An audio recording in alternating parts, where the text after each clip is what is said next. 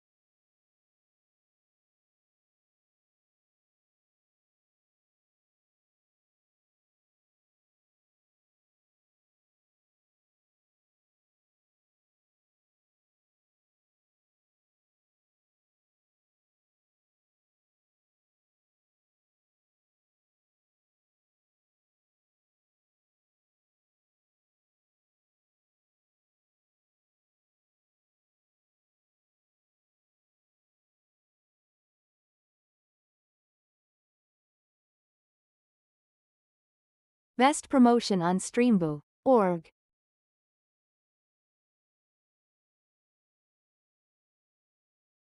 ZOMG.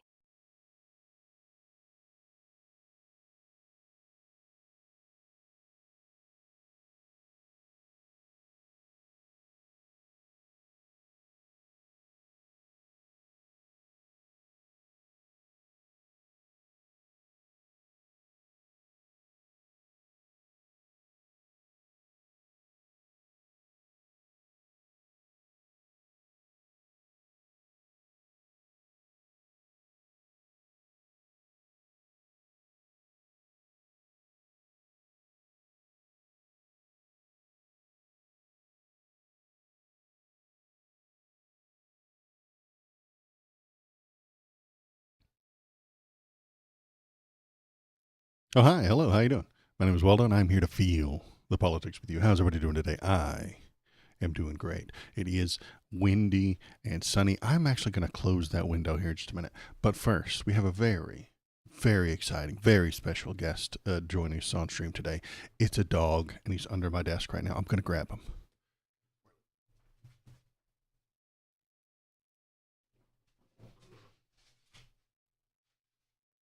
Oh, it's Lewis. Here he is. Say hi to the people, Louis. No. You see the look on his face?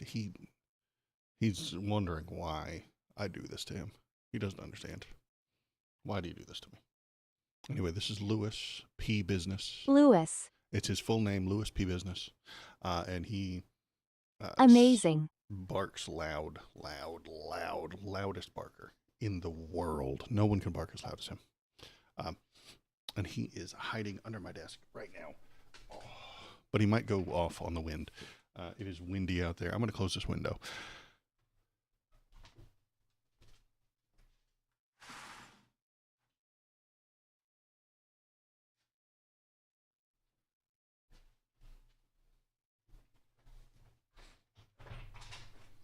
Too much light coming in, goofing up the cameras. Anyway, yeah, that's Lewis. He is on the ground, sleeping down by my feet. It is very windy today, so you probably see the curtains in the background blowing around. Very sunny, very windy. Which is good, which is fine, which is a good time. So, yeah, see, it's getting some wind there. Nice. That is the only thing that cools my house, so I'm going to keep it open. If not, it gets way too hot in here. So, hi, how's everybody doing? I'm doing great. Me and Lewis are here to read the politics with you. We've got a few things to talk about today. It's Saturday. I got a handful of things to talk about. And you're never going to guess what they all have in common. It's the same thing they always have in common. Capitalism. Sorry, I spoiled the surprise there, but that's where we're headed. So let's just start off with the fun stuff. Let's look at the cool things. Let's look at the fun stuff. As always, you can hop in the chat, tell me what you're thinking, tell me what you're feeling. If you're in Twitch chat, the lovely robot lady will read it out loud. YouTube chat, it will not read out loud because YouTube does not love you. I'm sorry. I do, but YouTube doesn't. And yeah, in our where's our start screen? So yeah, Shinsinto sent that to me with the lovely Mitch McConnell and his silly fun things, and he's been dead for weeks. This is just my theory, and I'll put my hat on for it. My tinfoil hat's on, everybody. I very much suspect that Mitch McConnell died weeks ago. There was a machine moving his lungs up and down, moving his heart up and down, and technically alive, yet brain dead. And if he is declared dead before the 4th of August, Democrats have a better chance of taking his seat. If he is declared after the 4th of August, Republicans have a better chance of winning his seat. That's the long and short of it. That's incredibly complicated, and that's really what's going on here. So they have him hooked up to machines, lots of machines, to keep him alive until the 4th of August, when he will be declared dead. I'm telling you right now, when it comes out 3 days from now that he's died, do not be surprised, because that's what's going to happen. Because they need him to make it past a certain political deadline. Now, ironically, it's a deadline, but it's a political date upon which the governor gets to like choose as a successor or some shit. It's complicated, but the Republicans have decided that he cannot die before the 4th of August, which means he will not die and will not be allowed to be unplugged from those machines until the 4th of August, in which case that will happen. So if that happens, then we all know that cynical old Waldo's right. And yeah, this little AI is pretty great. I think it's fun. And they released some AI photos of him, so we can release our own too. So it's good. This is a good time. Everybody has to enjoy it while we can. Let's start off with the fun stuff, with the silly things, with the silly videos. As we usually do, I like to put on some silly fun videos. Let's look at the first one. Let's get the window capture lit up. Go, ba-bam. Big L from Cenk Uygur. Usually he's a left-leaning type of guy, but here he's saying something real fucking stupid. I'm kind of burying the lead here because I think there's two huge things here. Number one, I'm done officially with supporting the Ukrainians' war. So it's been a long... What? You've had enough of it? They're dying, they're fighting for their freedom, they're fighting to stay alive, and you have had enough. Long time now. I don't know, they seem like they've been at war for about 18 years now. So nope, it's been about 4 years. Not 18. Maybe it feels like more to you because you reported on it every day. The reason I was in favor of it because Russia attacked them. It was definitely Russian aggression. Yes, there were reasons and excuses, etc. Bottom line is, you attack someone like Israel attacks Lebanon. It's Israel's fault. Russia attacks Ukraine. It's Russia's fault. So number two, we had promised the Ukrainians defense when we had them give up their nuclear weapons. Okay, but now we've supported you for about 87 years in a row in this war. We went from 18 to 87. It's a hell of a jump. We did not support them for 87 years. I don't think we've supported them at all for the past 2 years because a Republican has been in charge of the government. So they have not been supported. Donnie keeps cutting their aid. Donnie keeps taking away the things that we're supposed to be helping them with. This could have been over already if we had proper diplomacy, if we knew how to run governments and do global politics, but we don't anymore because the Democrats are too weak and the Republicans are too fucking stupid. So nobody knows how to do anything anymore. And so Russia just gets to do whatever it wants and drag this shit out forever, and Ukraine suffers. And then dipshits on the internet, like me, like Cenk Uygur, get to say whatever the fuck we want. There's a limit to how long we can go. What if the war goes for 2 centuries? Do we still owe you, right? Ugh. Shit take. Bad call, boss. A lot of people look at him as like a left-leaning type of person. Bro's trying so hard to look like a centrist. Like, I know, right? And he's even taking Kalshi money, you know? That's the thing that fucking bothers me so much. He was independent. Oh, yeah, he was the first big YouTube politics guy. And it's true. He made money on YouTube. But then he became wealthy, and not generationally wealthy, but he has now hundreds of employees, and then the revenue dried up and he had to let them go. And that's sad. That's miserable. If you were running a show, and if I had hundreds of people who were benefiting from my streams, and then the numbers tanked and I had to get rid of them and they could no longer make a living off of it, that would make me feel bad. And to counteract that, Cenk Uygur has started taking Kalshi money, which is a gambling fucking app. Kalshi is a disgusting blight on Western society and should be outlawed everywhere, forever. Kalshi's disgusting. And it is more investor hype. It's just the same damn thing as the stock market, the investors that are parasites. Kalshi is a parasite, and the people who use it are not doing good things. They're sports betting. They're betting on elections. They're betting on whether or not someone will show up at certain things. You're being robbed if you're using Kalshi at all. If you're using any of these prediction markets, you are being robbed. The end. That's it. You're being robbed by somebody because bad actors will use it to manipulate you and manipulate the world and manipulate the odds. Here's one himself, George Santos, friend of the show. One of the first interviews I ever did was I interviewed George Santos on stream many years ago. Agrees to $35,000 settlement in federal probe over Kalshi trades. Amazing. Isn't that weird?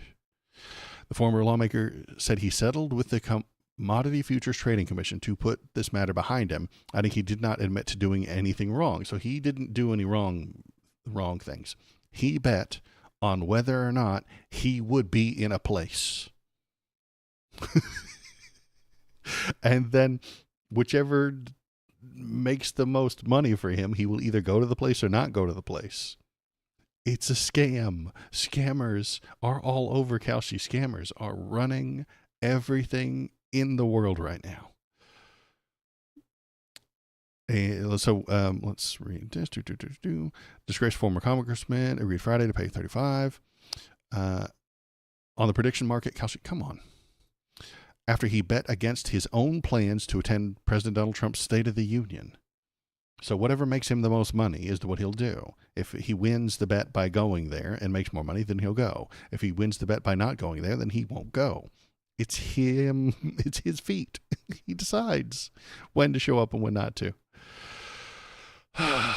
This is, anybody using Kalshi is being robbed. Yeah, maybe you make a little bit here, maybe you make a little bit there, but you're propping up a criminal enterprise. It's disgusting. It is bad. It is bad for you. It is bad for the world. It is bad for the economy. It is bad for everyone involved. And the stupid people will get robbed. It's exactly like the stock market, where everybody who knows what's going on is making tons of money by exploiting the stupider people. The swindle's real. I just can't understand. Well, they think that they're smarter than everybody else. And that's the problem, is that it lets you bet on things that you are informed on. It lets you bet on things that you think you know a thing or two about with your crypto coins. And what the fuck else are you going to do with your crypto coins? Trade them for dollars? Ugh. That's what you're supposed to do with crypto coins, is find a sucker to buy them from you, but for more than you paid for it. But that's running out of suckers. We've run out of them. Anybody who wants to buy crypto will buy crypto, and they bought it for more than the person who bought it from. It's a whole fucking scam. Everything is scams. Everything is crypto. Everything is prediction markets. Everything is a capitalist scam, including the entire stock market with all of their investors. The investors are parasites. So let's keep on before I get too crazy. What other fun stuff? Here we go.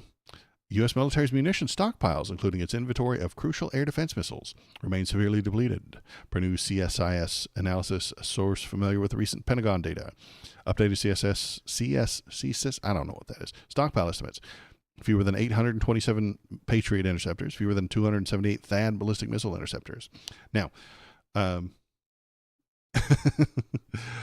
if you put links in the thing, Malachi, I think it'll shut you off. But if you throw it into the Discord, I'll put it up on the thing. Yeah, there it is. Origins of the war in Ukraine. There we go. Malachi is such a cool guy. He provided us a link, and you can do the same if you're watching. If you're paying attention, you can hop into the Discord, and you can provide links to that we can look at on screen. We can look at on the screen. It's interactive. This is an interactive medium, and we love it. Go to paste, ba-bam. Oops, that's the Discord. Derp. Let's paste the actual video that he gave us.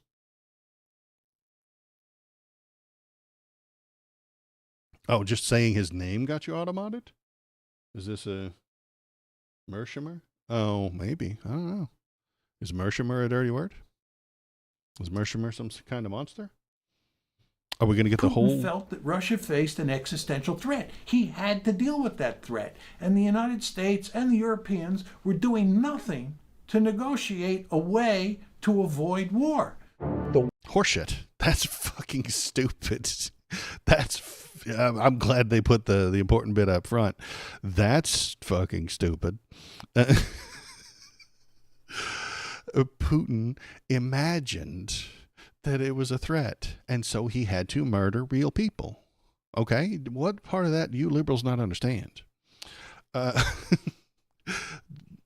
Putin, in his brain, pretended and imagined that someone might threaten him, and to deal with that, he dropped real bombs on real people and murdered them.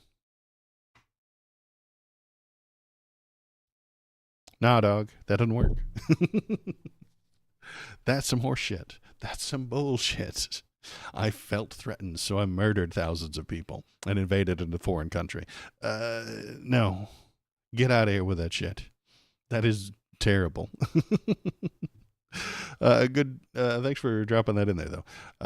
Yeah, I've heard that name before, Mershimer, but he is a Russia simp. He is paid by Russia, I suspect.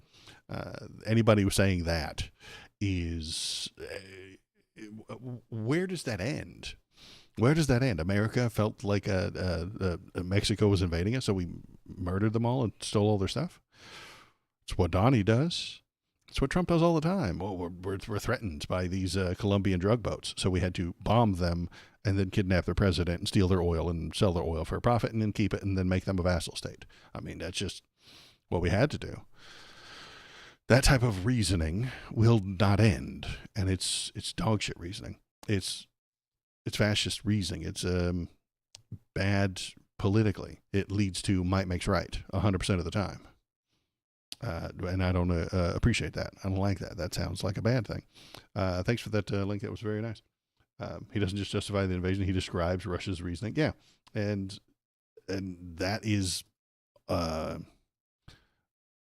yeah, and he's probably on Russia's side, wanting them to steal all the people and steal all the land.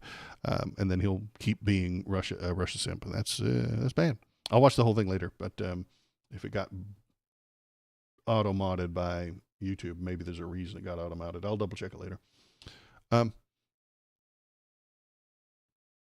And yeah, he's got a PhD. Yeah. Does he say something that I would agree with, or is it all just that shitty of reasoning?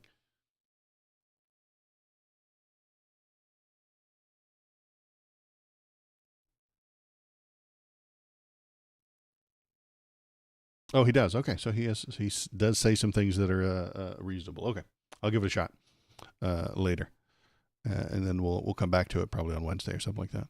So what are we looking at on the screen right now? That is the fact that we're depleted, and I'll tell you why how this happened. Why do we not have enough military, even though we've spent all this money on it? And that's because we have given the companies, the private companies, billions of taxpayer dollars, and they have given us millions of dollars worth of missiles. I didn't misspeak. I didn't do that wrong. That's correct. We have given them billions of dollars, and they have given us millions in missiles. What happened to the rest of the money? Oh, they kept it. They put it into their bank accounts. They gave it to their investors. They made their stock market number go up with that money. That's what they did with it, because that's what they do now. They don't. I've been saying it for years, but the way to make money in America is no longer to produce products and sell them, even to the government. No. You get money and you give nothing out in return. That is the way to make money in America now. And that is what our defense contractors have done. They have taken as much as humanly possible and given the government, given the military, as little as they can. And that will only get worse. That will only continue because capitalism is running amok in America. Capitalism is ruining everything we have, including the military-industrial complex. The big old MIC doesn't even do the military part anymore. Just the industrial complex. Just the stock market trading. That's all they fucking care about. They don't even want to make missiles anymore. They want to make crypto coins. They want to make Doge coins. They want to take money from the government and do nothing. Return nothing.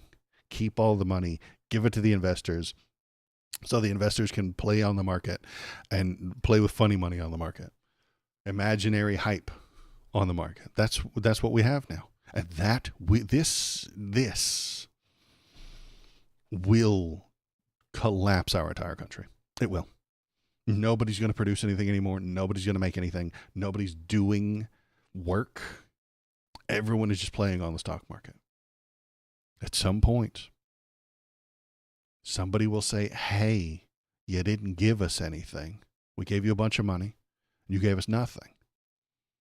And that'll make their stock price go down. And then the millions of dollars that costs will make other people panic. And then there will be a fallout. There will be a drop. The market will fall because nobody makes stuff anymore. Nobody knows how to make stuff. The government can't even get shit done anymore. We can't even make fucking missiles anymore. I was upset that we spent billions of dollars on missiles. But now we're spending billions of dollars on nothing. That's worse somehow.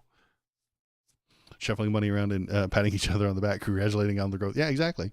That's the system now. That is the American economy. Shuffle the money around, pat each other on the back, promise more money tomorrow. That's it. And you know where some of that money goes? Politicians. They get a little piece of that. They convince each other to pass billions of dollars of spending through Congress and the Senate, and then they give it to these private companies, and then the private companies give some of it back to the politicians. And the more they give to the companies, the more the companies have to give to the politicians. It never ends. And you have to have that money as a politician or else you can't win. And if you can't win, then you can't get the money anymore. Money, money, money, SpongeBob. It's all about the money, SpongeBob. It's all about the money. That's the only thing that matters to these people anymore. They don't give a shit about you or your country or your war or the fact that you want more missiles. Ugh.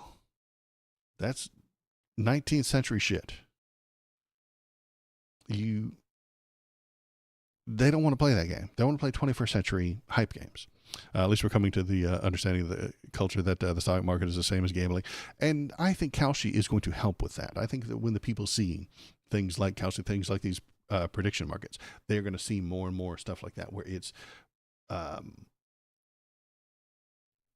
just predictive gambling. It's just guessing. It's just gambling. It's not actually producing anything. And hopefully the normies start to see that. Hopefully the people start to see things like that. And then it will collapse. And I think it'll be painful. It'll be a bad time. A lot of people are going to be unhappy about that. Since we're kind of still on this subject, House Judiciary Committee Democrats launched probe into a scheme to sell insider access to Trump's Truth Social posts. So I've mentioned this in the past, but if you pay Donald Trump's Truth Social a bunch of money, you get the posts earlier. What does that matter? Well, who cares? So you get his dipshit 3 a.m. Toilet tweet a little bit earlier. Well, he uses that to control the motherfucking stock market. He will tell you, he'll post about how great Dell is, and you should totally buy Dell computers. And if you get that tweet 60 seconds before anyone else, then you can buy the Dell stock. And then 60 seconds later, all the plebes will get the tweet, all the rubes, all the idiots who are not paying for the special thing, and then they'll go and buy the Dell stock. And you will have bought it cheaper than them. And then that drives the stock market up, drives the price up. This is literally insider trading. The president is doing it. He owns all of these stocks, if he starts talking about them, how great they are or how bad they are. He owns this shit too. He's playing the stock market and he's controlling it from the White House. And if you pay him money, he'll let you jump in right after he jumps in. He'll jump in to a stock. Then he'll tell the insiders, the people who are paying him shitloads of money, that he's about to raise the stock price, and they'll jump in too.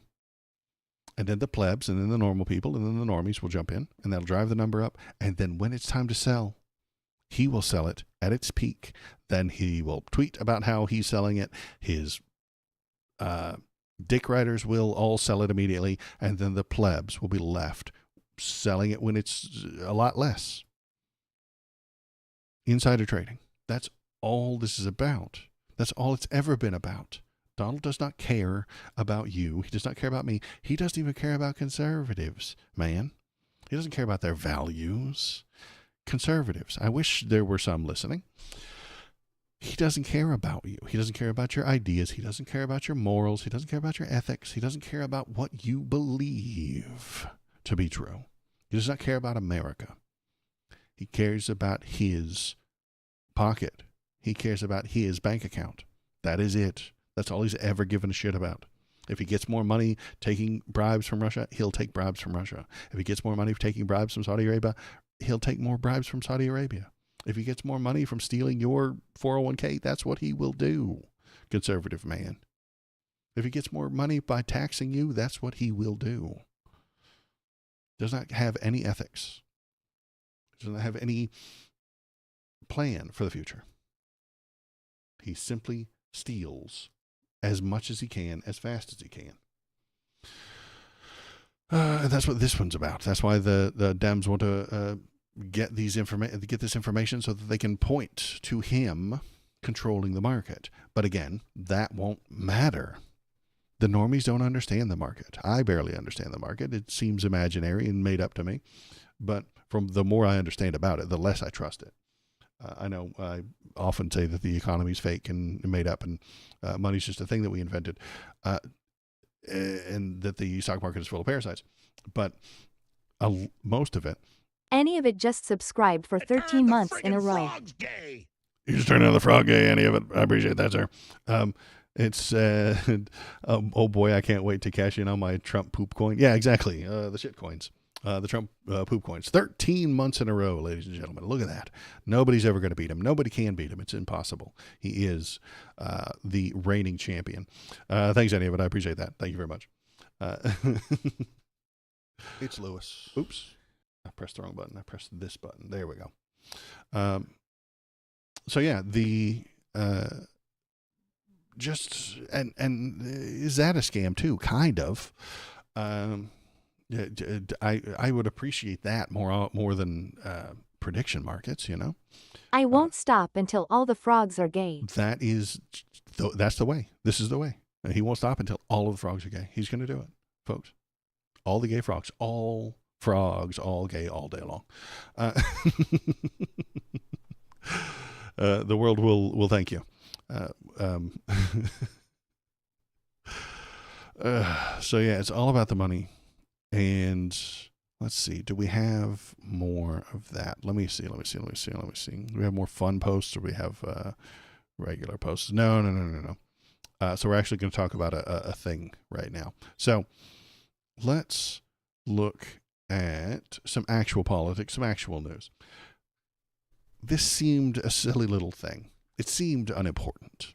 And it was just a meme. I know it was a big meme. You know it was a big meme. We all had the big memes. I put the memes on my start screen of the reflecting pool. The green water reflecting pool.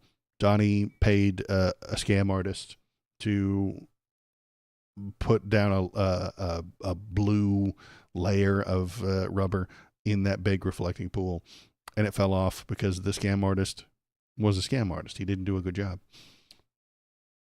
But then they indicted a guy for doing it, for vandalism.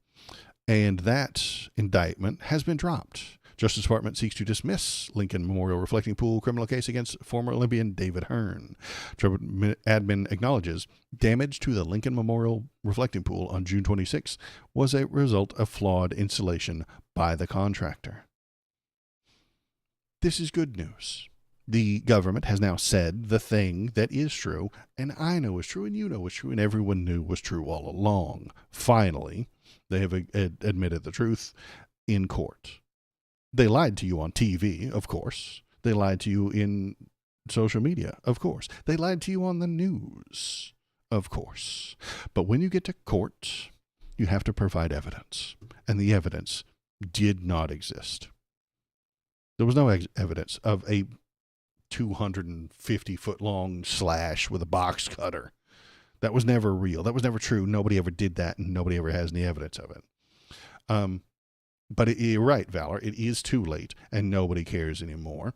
And that's why they do it. The accusation is all that matters. They accuse people of doing the thing on the TV, on the news, in the social media, on the truth tweets. And then, months later, the court says there's no evidence of this, and the court throws it out. But does MAGA hear about this? No, MAGA does not hear about this. Donnie will never recognize that this happened. MAGA will never hear about this. Donald Trump will never accept the court's findings. And he will, for the next every day, for the rest of his life, he might tell you that Antifa put a 400-foot slash in the Lincoln reflecting pool. That's what he'll tell you. The facts do not bear that out. The court has determined that is not true, but he will keep telling you. He will keep saying it because the accusation is all that matters. Just like with Hunter Biden's laptop. The accusation is all that matters. They accused him of all these terrible things. Court gets a hold of it and says, no, none of that's true. And then the court does not hold him criminally responsible for the things that the Republicans made up. But they still scream about it. They still cry about Hunter Biden's laptop. They still cry about Hillary's emails. Butter emails. Butter emails. It's like the robot say it. Butter emails. There we are. Butter emails. They still cry about that. There's nothing through it. There was nothing there. There was never any crime. The accusation is all that matters. So let's look at this part right here. Here we go. Trump's reflecting pool lie needed a vandal. Jeanine Pirro served him up an innocent American. The D.C. U.S. attorney indicted a former Olympian on felony charges after the president lied, claiming that his failing vanity project had been sabotaged. The Lincoln Memorial Reflecting Pool was designed to return an image. This week, it returned one of Donald Trump's Washington with almost unbelievable clarity. There was the president's expansive vanity project, its blue coating blistering and separating almost as soon as the water returned. There was Trump, unwilling to accept the possibility that something done in his name had simply failed. Inventing vandals armed with knives, box cutters, and mysterious chemicals. Cabinet officials were repeating this story as a fact. And there was Jeanine Pirro, the U.S. attorney for the District of Columbia, using the power of her office to put a man under felony indictment before prosecutors had established what had actually happened. That man was David Hearn, a 67-year-old former Olympic canoeist from Bethesda, Maryland, who encountered a loose piece of coating while cycling near the pool on June 19th. According to the federal government, witnesses said he continued pulling at the material after being told to stop. Hearn maintained that he had touched the material that was already detached. Doesn't matter. Who cares? The evidence shows that Hearn intentionally destroyed a government property. This is what Pirro said. The evidence shows that Hearn intentionally destroyed government property. Pirro described him as the belligerent and said witnesses had watched him forcefully and violently pull up the coating with his bare hands. She promised that prosecutors would prove the case beyond a reasonable doubt and called the case a tremendous evidence. Hearn faced as much as 10 years in prison. On Friday, Pirro's her office, admitted that it never should have sought the indictment. And she blamed the DOI. Had DOI been forthcoming with the information clearly in its possession, the government would not have sought a grand jury indictment. Horseshit. Liar. Jeanine Pirro is a gigantic super liar. She's full of shit. You need to be more white wine drunk to make that voice. I know I don't do the lady voices so good. I don't do girl voices. I'm sorry. I suck at I'm far too masculine to do lady voices. I can kind of do the Karen voice, but it's not an easy thing for me to. Oh my God. You guys, where are my shoes? drunk girl at the Applebee's, kind of, a little bit, but that's about it. But she's, I mean, I can't do her voice very good. It's true. I just needed to differentiate what the story was saying for what her quotes were. And the important part of this is this small, stupid, little joke of a story. Sure, it's not that important, Waldo. Who cares? It's just little shit until you think about it from a different angle. The D.C. U.S. Attorney, Jeanine Pirro, presented false evidence to a grand jury in an attempt to indict an innocent man of a crime she knew was not real. If you think about it from that direction, this is a gigantic assault on freedom by the American government. She knew that it was not real. She knew this was bullshit, and she still presented lies to a court. She put forward falsehoods to that grand jury in order to make the psychotic, dementia-addled president feel good. She did not do that to protect America from a dangerous individual terrorist. She did not do that to protect you. She did not do that to protect the laws of this country or the Capitol itself. She did not do that to protect an American landmark. She did it to make President Baby Brain clap. That's why she did it. That's why it's a big deal. That's why this shit should create a fucking scandal. It should be a gigantic scandal that the American government does not follow laws anymore. That's kind of a big damn deal, if you ask me. What horseshit are you going to be accused of? What lie, the president says out loud into a fucking television camera, are you going to go to court for? Who's next? If he starts lying, and then that's enough to put your ass in jail. Because that's what they want. They want his words to be law. His opinions to be law. His random, insane 2 a.m. poop tweets to be law and carry government punishment if you disagree with those words. The court has saved us this time, as it usually does. But the conservatives know the court is where they need to, the court is what the conservatives need to control. That's what the entire Heritage Foundation is about. The Heritage Foundation, you probably heard about them, is all about getting Republican, conservative, MAGA pieces of shit into courts so that they can support Jeanine Pirro and her lies. If the Heritage Foundation were more successful, if they were more powerful than they already are, they'd have gotten this to this judge. They would have a person in whatever court this is. Justice Department seeks. So this court, there's Judge Todd E. Edelman right there.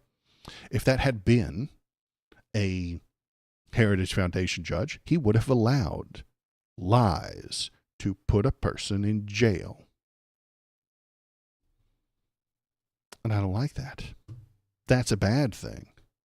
The president making shit up, blaming innocent people for shit he made up that didn't happen and there is no evidence of, putting innocent people in jail for that is not how our system's supposed to work. Our country no longer has laws at the highest level. We do not have laws anymore.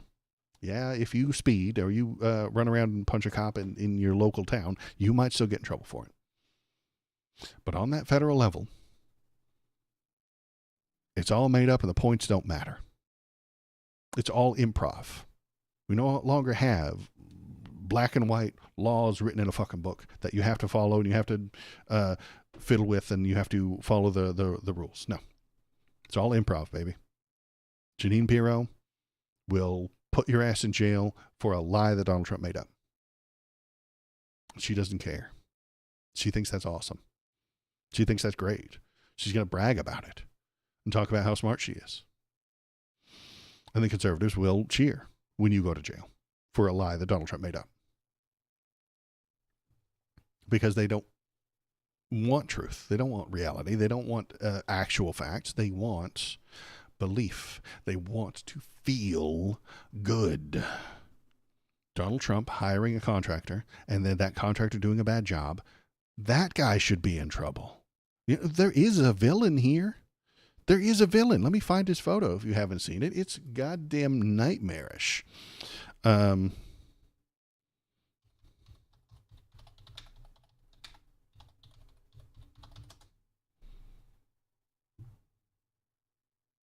me find him.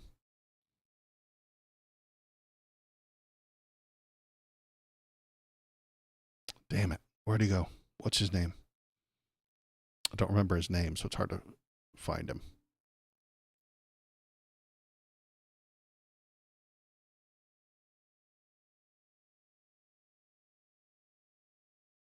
I know, riveting stuff. I know. I'm sorry. Where is he? Where did his damn name go?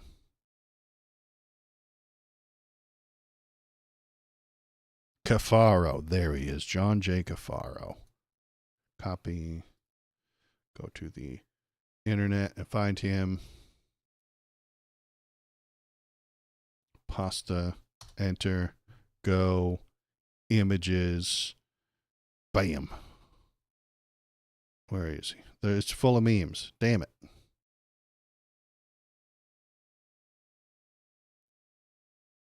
Oops. Wrong button. There he is. There's his actual photo. Right there. Look at him. There is a villain here.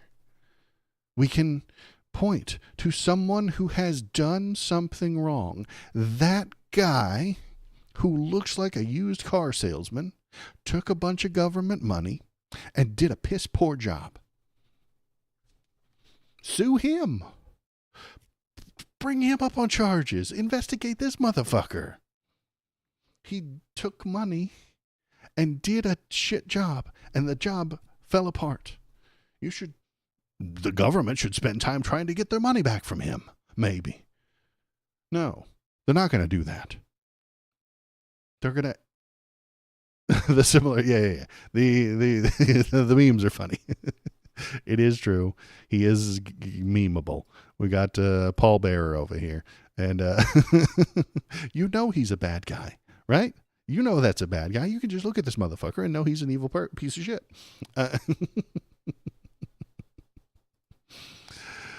You know he's a criminal just by looking at him. And all we have to do is go after this guy. Jeanine Pirro. You could look like a hero. Jeanine Pirro, the hero. Chased after John Cafaro. You could do that, but she doesn't want to. Because this guy, shocking, I'm gonna shock you, I'm gonna surprise you, is friends with Donald Trump. He made fat donations to Donald Trump, aka bribes, to get political favors. So he can't be the bad guy, even though he literally is the bad guy. He looks like a bad guy. He acts like a bad guy. He stole your money. He stole your tax money. He took it and did not provide you with the service. We gave him money in exchange for a service, and he pissed it all away. He did a bad job. And instead of going after him, the criminal, the person who took your money, we go after innocent people on made-up bullshit. This is Russia shit. It really is. We don't have laws in this country anymore. We just have money.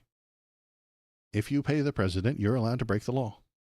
If you pay the president enough in bribes, you can do whatever fucking thing you want. Doesn't matter. And he'll have the DOJ protect you. He'll have the DOJ not bring you up on charges when you steal from the American people because you gave some of it to Donnie. It's all made up and the points don't matter. The federal judiciary, DOJ, the DOI, anything that is federal law enforcement is now improv.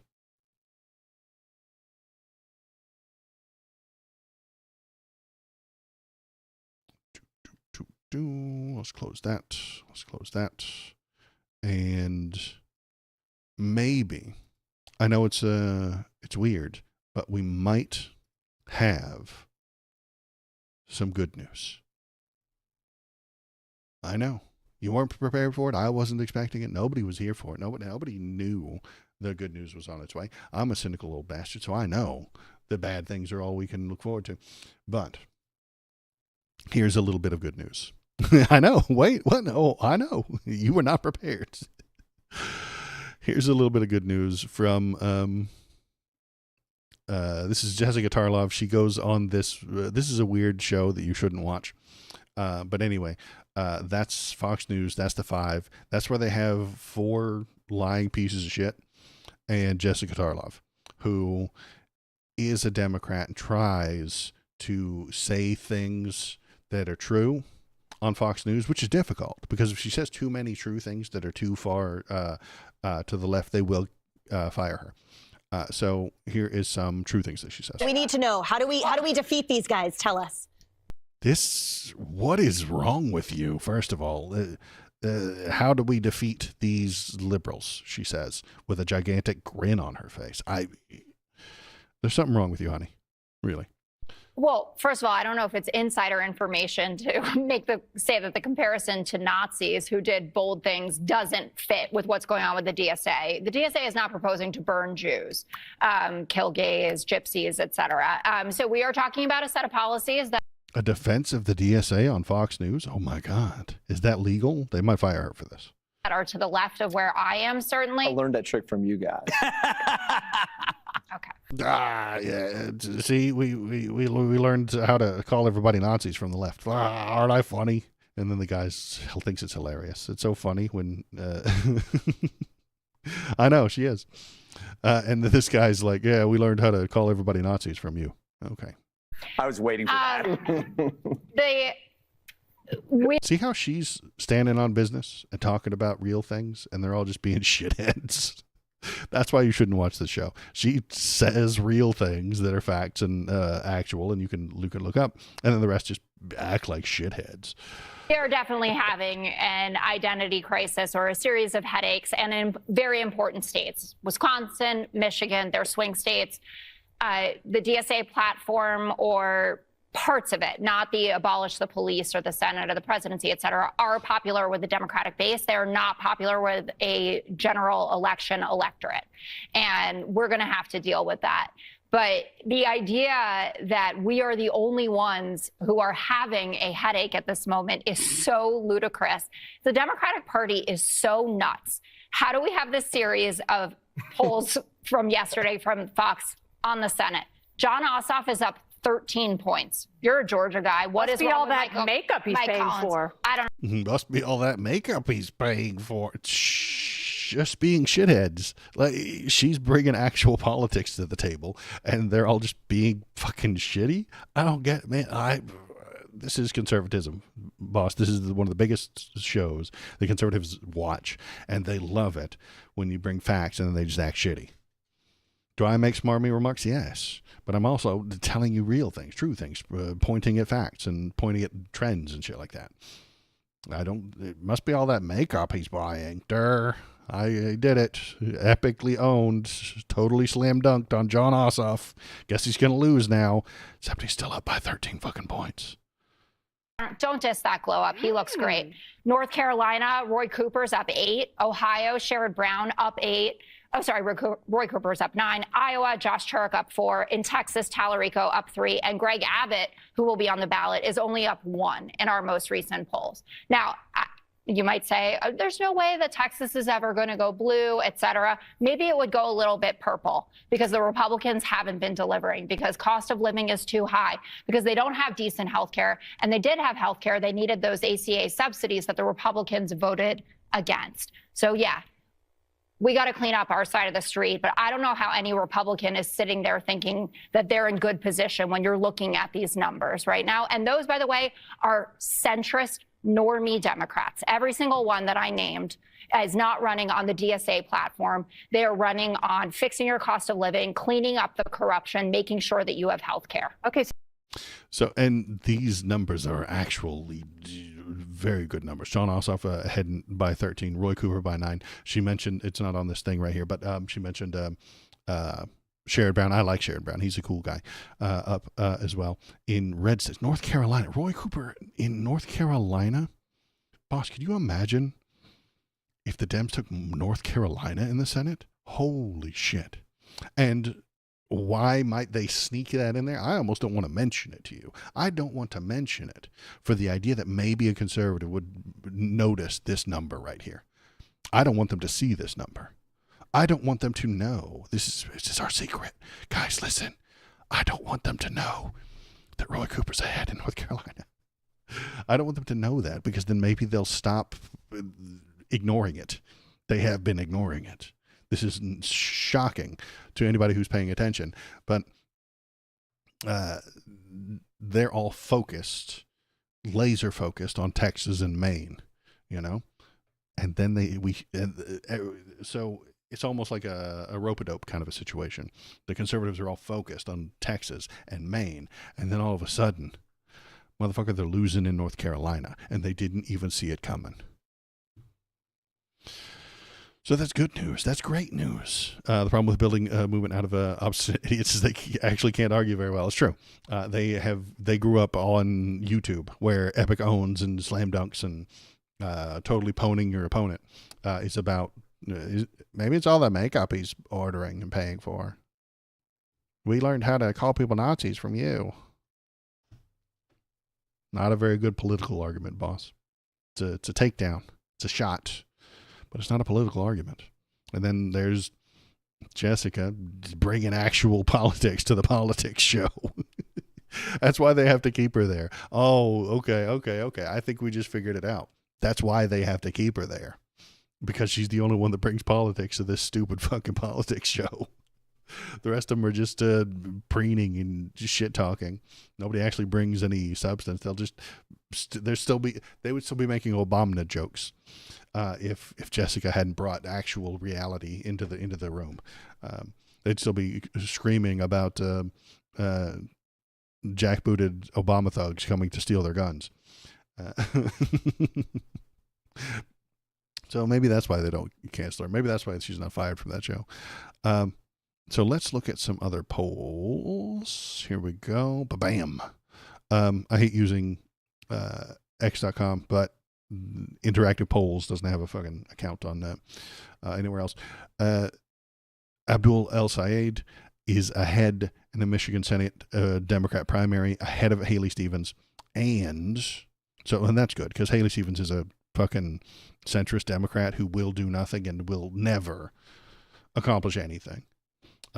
Is she better than a Republican? Slightly, by 1%. Yes.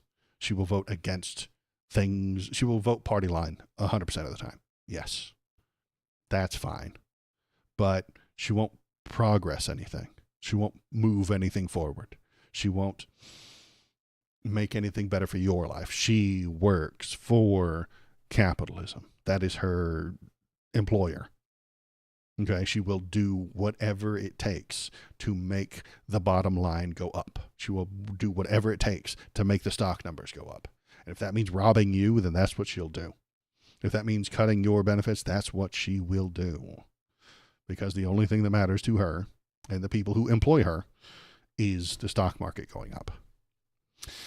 El Sayed, on the other hand, has ideas and wants the government to do things for people, which is shocking to the centrist Democrats. They don't know what that means. They don't know what it is. They have no idea what any of that stuff means. They don't do that here. But he's in the lead. He's beating her, hopefully. We'll probably find out on the 5th of August or so, 4th or 5th of August. So about 4 or 5 more days until we know who's won this, and he is ahead in the primary. And then I think he's tied with a Republican for winning. So that's good news. Stevens, if she were to win, she loses to the Republican by 4 points, according to this poll. which is great news. Maybe they should hire and vote for the guy who has a better chance of winning. I don't know. I'm just saying. Maybe that's a good idea. Maybe that's a fucking strategy that they could employ, perhaps. But the Dems don't like strategy. They like purity. They like waiting your turn and top-down governance. Okay? El-Sayed does not get support from the mainstream Democrats because he is too far to the left for them. He's not a raging leftist. He's just slightly left of center. He's further left than his opponent in this primary and much further left than the Republican opponent, which is how that works. Winning is not what centrist Dems do. Exactly. That is not what they are there to do, baby. They are not there to win. Centrist Dems are not there to win. They are there to make the stock market go up. If a Republican wins, the stock market goes up because they cut regulations and cut taxes to the big businesses and pass laws that help corporations poison you to death and they can't be sued. Okay, so that's what happens if the Republicans win. If the centrist Democrats win, they do all of that while avoiding using slurs. That's it. Centrist Democrats are Republicans who refuse to use the N-word. That's it. That's all. That's the only difference, man. They are a Republican with a coexist bumper sticker on their car. That's it. That's all. They vote for the same things. They support all the same things. And they just do it with a nicer tone of voice and refuse to let people use slurs. That's it. That's all. Old school Democrats actually had some things going for them. Your Obama types, your Biden types had kind of some appreciation for unions and workers' unions and labor unions and stuff like that. But that's only because the unions gave them money. Okay, that's why we don't have unions in the country anymore, because conservatives have killed them. The corporations have killed them. And the only way they get anything done is by bribing the Democrats. So they have to spend all their fucking money, all those dues that a workers' union has to pay, go towards bribing fucking politicians to not murder them, to not kill them, to not abandon them. And that is why the Democrats are on the side of the workers' unions, because the workers' unions generally have almost all entirely said, give all our money to the Democrats. And the Democrats need money, and they can't get it from big business because sometimes they raise taxes on the big business. So they have to find the money somewhere else.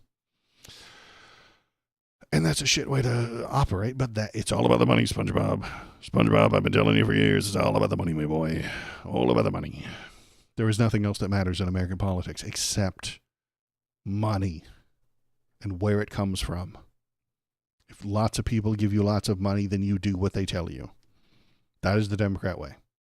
The Republicans want to control the system so that they can make the most money. The Democrats want to find out where the money is and then do what it tells them. The left, however, your El-Sayeds, want to listen to the people and then do what the people tell them. Shocking. Unbelievable.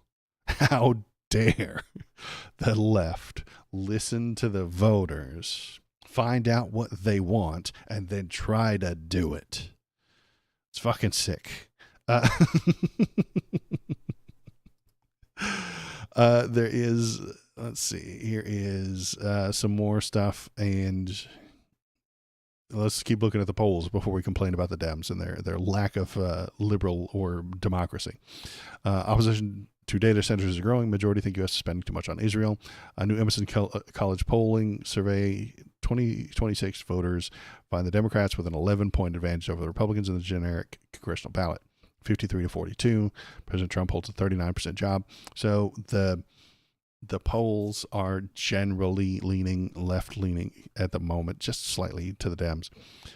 Where was the other one I wanted to see? Oh, yeah, so we got more stuff down here. For governor in Michigan, might be a Democrat governor, and might be a split for AG. That's fine. That's not a surprise. South Carolina is probably running Lindsey Graham's sister. This is not them voting for his dead ghost. They gave it to his sister, which is not a surprise. When somebody surprisingly dies, they would often give the seat for the next few months to his wife. Lindsey Graham doesn't have a wife because he's a closeted gay man. Everybody knows it. So they gave it to his sister, wife, daughter. She's all three. His actual sister, he helped raise her, so she often refers to him as a father, and she was the only woman in his life, so she is his wife, sister, and daughter, all at the same time. It's very fitting for fucking North Carolina, if you think about it, or South Carolina, sorry. It's very fitting that she is his sister, wife, daughter. And now that he has died, they gave everything he owned to her, and including his Senate seat, which is not a big problem, honestly. I don't think it's that big a deal. She's just going to vote fucking... she's not on any of the committees or anything like that. She's just going to vote according to party line until the next election. Fine. Great. But now she's running as the replacement, so she might lose. And honestly, I don't know if... I haven't seen any numbers. What if she loses? What if she isn't a politician and does a shit job and runs against an actual Democrat politician, and then they lose South Carolina too? I know it's a fucking far off pipe dream, but maybe that could happen, and that would make me happy. That would make me laugh so much. Would a South Carolina Democrat be a centrist? Yes, but they wouldn't be MAGA, and they wouldn't be Lindsey Graham's sister, wife, daughter. And so that would be a step forward, a better step anyway. And that makes the Senate harder and harder and harder for Chuck Schumer to control. Now, if he has, because Chuck Schumer is the Democrat leader of the Senate, if he has 48 Democrats, he's happy. If he has 49, he's happy. If he has 50, he's still happy. If he has 51, he has a problem. And you're thinking, Waldo, he wants as many Democrats in there as he can. No. Chuck Schumer does not want 52, 53, 54, or 60 Democrats in the Senate. No. He loses control at that point. He can't stop them from voting for shit anymore. And that is his job. That is what he's there to do. Stand completely still. Do not move forward. Do not move backward. Don't let the Republicans move us backward, and do not let the progressives move us forward. Chuck Schumer's job is to stand still right where we are. No forward movement, no backward movement. Never move anywhere. We're at the end of history. We are at the end of all history books, and you can no longer print any. There will be no future. There will only be today, forever. Status quo. That is what he wants. That is what he does. And the power he has is to choose one or two of the Democrats to not vote for progress. And that's what he does. That's why you get the revolving bad guy. Oh no, there's only 49 votes for a thing. We can't. Guess we can't do it. There's only 49 votes. Sorry, folks. There's only 49 votes. That allows him to do nothing. It allows him to dodge responsibility, and then he rotates who that one vote is. You know, if he has 60, then he doesn't get to do that. He doesn't get to say, oh no, we only have 49 votes. I guess we can't do it. Because there will be lots of people saying, no, we have 55 votes. We have 54 votes. We have more than enough to get this done. But he doesn't want to get things done. He doesn't want to do stuff. Doing stuff means he gets in trouble. It means he gets yelled at by the people who didn't want the stuff done, or for the people who didn't want the stuff done in that way. Doing stuff means he gets yelled at. And so he does not want to do stuff. Let's look at this. Yeah, here's Chuck Schumer. Dodges questions on whether the DSA belongs to the Democrat Party. Schumer declined Schumer declined to address the DSA's call to abolish the Senate, keeping his message focused on Trump. This is a Fox News headline, so of course they're going to say the DSA wants to abolish the Senate, and yeah, there are some people in the DSA who have suggested that idea. I don't know that it's a big talking point within them, and I would be okay with abolishing the Senate. It is an unfair and stupid fucking system that does not work properly and has way more power and control than it ought to have. But that is the system we have right now, and I'm not saying we should abolish it quite yet. Not immediately. I don't want to take giant, wild, revolutionary steps. I want a baby step towards this kind of shit. Baby step. If you told me, if you laid out to me a 17-point plan over the next 30 years that would abolish the Senate, I would approve it. I would say yes. Let's do that.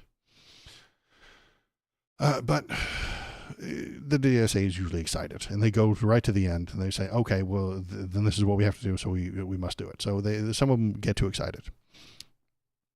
Let's read this horseshit from Fox News. As the Democrat Party's social swing racks up primary victories, one top Democrat is emphasizing the party remain a big tent.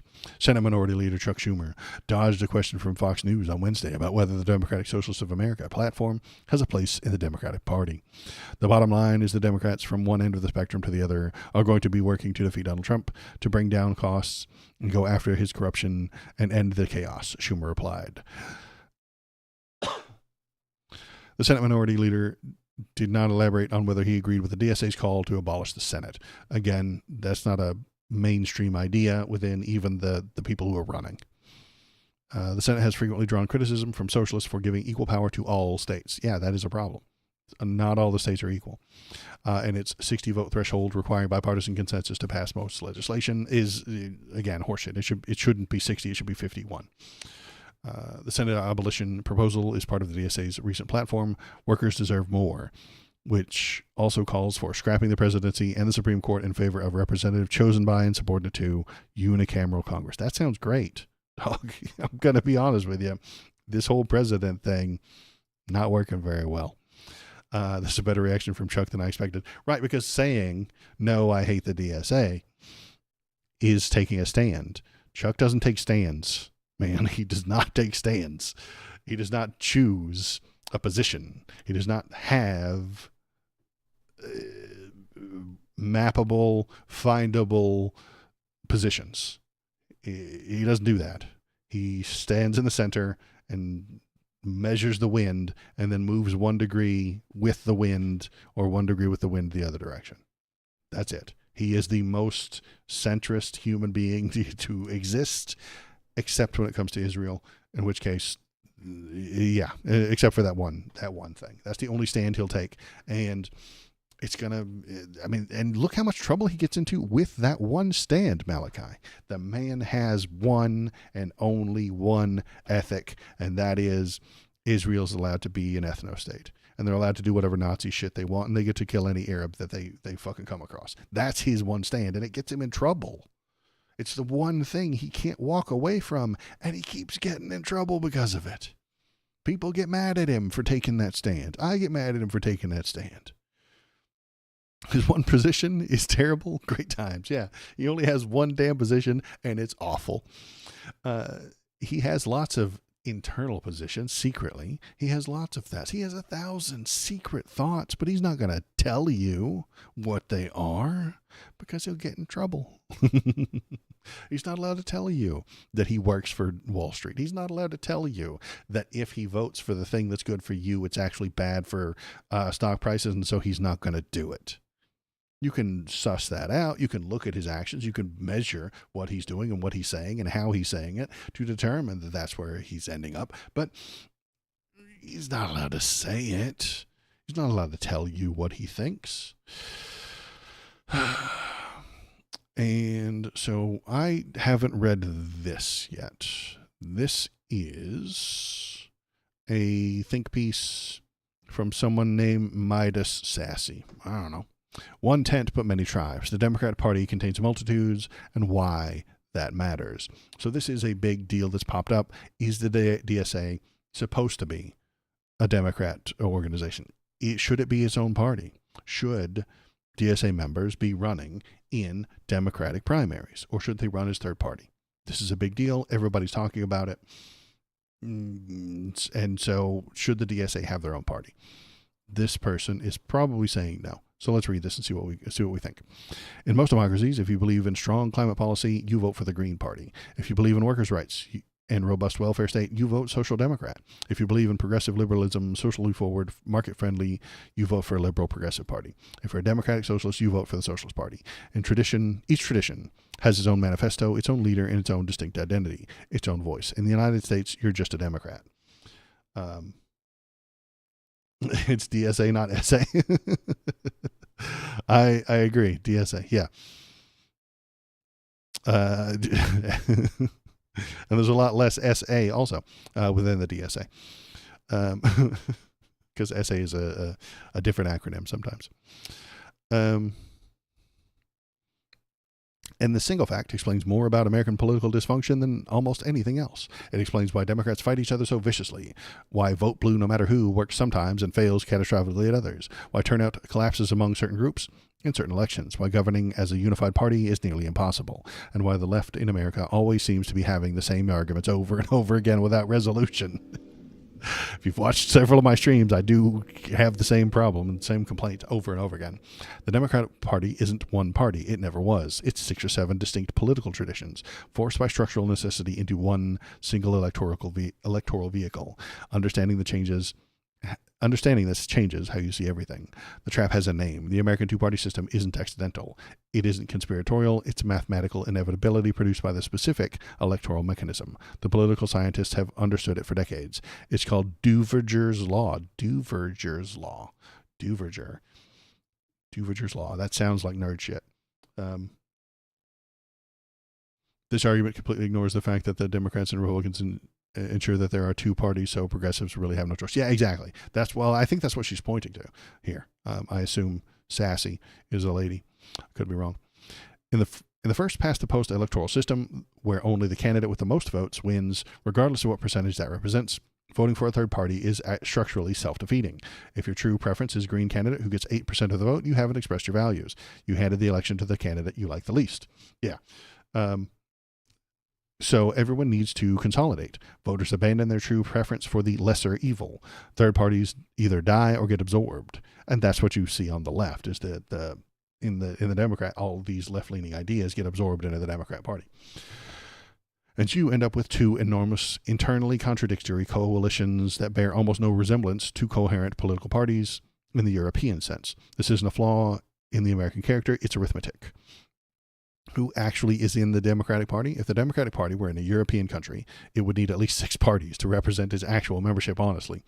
Instead, all of the following are basically told that they're the same thing. Democratic Socialists, Bernie Sanders, AOC, the Squad, they believe in the transformational economic change, Medicare for all, free higher education, and fundamental restructuring of wealth and power. In Europe, they would be at home in parties like the SP in the Netherlands or De Linke in Germany. Social Democrats, Elizabeth Warren's territory, strong regulation, a robust welfare state, worker protections, but within a capitalist framework. In the Netherlands, they would be PRO or merged Groen-Links PVDA or the German SPD. Progressive liberals like Obama and Kamala Harris, center-left, market-friendly, socially progressive, institutionalist, closest to the spirit to D66 in the Netherlands, forward-thinking, internationalist, reform-minded without being transformational. Yeah. Reform-minded without being transformational. So say nice things, work within the system, don't upset the stock market, do not transform anything, don't move anything. Where did my link for her go? I swear I had a... Oh no, did I lose it? Hang on, I've got a Kamala clip that I wanted to play. Where's my Kamala clip? Where did you go, Kamala clip? I must have closed it. Kamala clip incoming. Brace yourself. Gird your loins. There it is. Okay. Here we go. Let's hear Kamala. And we must allow for a real conversation about revisiting certain things. For example, and I know this is going to be controversial coming from me in particular, we need to revisit the Electoral College. What? That's a far left stance that she didn't take during the fucking campaign. We need to revisit the point of expanding the court to 13 justices like we have 13 district courts. We need to revisit, if they so want, statehood for Puerto Rico and D.C. Yes. If we regain control of the Senate, I served on this committee, the Senate Judiciary Committee, when I was in the Senate. Absolutely right, Malachi. FDR waited until he got elected to threaten to pack the courts because it actually mattered then. Kamala, honey, listen. Kamala. A good time to have said these things would have been when you were running for president. It might have convinced some of the people to vote for you. The insincerity of the Democrats is what makes people avoid supporting them. She didn't say this shit during the general because she's running to the center. She says this shit when she's not in a primary, during a primary, and when she's not running for anything, because it gets people to pay attention. But then once she's in a position to actually run and actually do some of these things, they drop it. They abandon that shit and they do not talk about it. And they say, it's just election. We don't have the votes. We only have 49 votes, so we can't do it. Dems are never allowed to take risks or hold positions if they're actually in a race. Dems are never allowed to stand up for anything if it might piss off the center. Once they win a primary, they make a mad dash to the center, desperately trying to get centrist votes. But the center is incoherent. You cannot rely on them. Most of the American center has no idea what's going on politically. They love Obamacare but hate the ACA. Or they love the ACA and hate Obamacare. That's center. Man, they don't know what the fuck they're doing. They don't know what they're talking about. They don't know the difference between conservative and liberal. If they knew stuff, they wouldn't be in the center. If they had principles, they would not be in the center. They would be on one side or the other, depending on their personal morality, bending towards conservative, safe control of everything, or the left-leaning, chaotic freedom. And that's basically where that's the best way I can dumb it down. Do you want the government to control everything through its authority? Vote Republicans. If you want more freedom, more accessibility for the individual people, but maybe a little bit more chaos, vote for a Democrat. Move left. That's the simplest way to put things. But they can't even recognize that. They can't even comprehend that. They're in the center. They don't know anything. They are insane. Half of the center. The center is a large block that is just built by pollsters not understanding how to talk to human beings, and the human beings not knowing what the fuck is going on. So the Democrats misunderstand, and they see this giant block of people in the center and think that if you just bait them into voting for you, then you'll win. And it's insane. It's not how it works. It's never worked. The people in the center are incoherent and stupid and insane all at the same time. And they do not know stuff. So that's where we get back to, let's get back to the article thing we were reading. Where did it go? Blap. So progressive liberal. So Kamala saying that she wants socially progressive institutionalist things without being transformational. Because those things that she mentioned there, she will abandon the minute she has power. She will not do court reform. No. Chuck Schumer would tell her we only have 49 votes, so we can't. And then she would be like, sorry, guys. We wanted it. We could have done it. Would have been nice. But we can't because we only got 49 votes. That's what she will do. Because she's not there to work for you. She is not there to win. Winning is not what centrist Dems do. It's not what they do.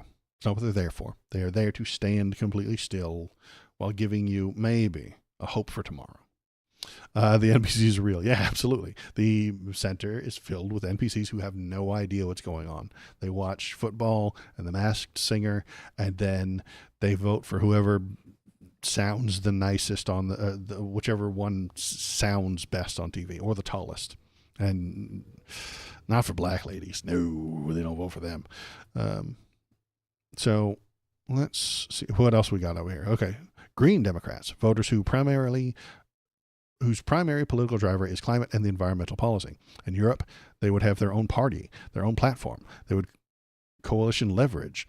In America, they are expected to simply be Democrats and accept whatever climate policy the coalition can agree on.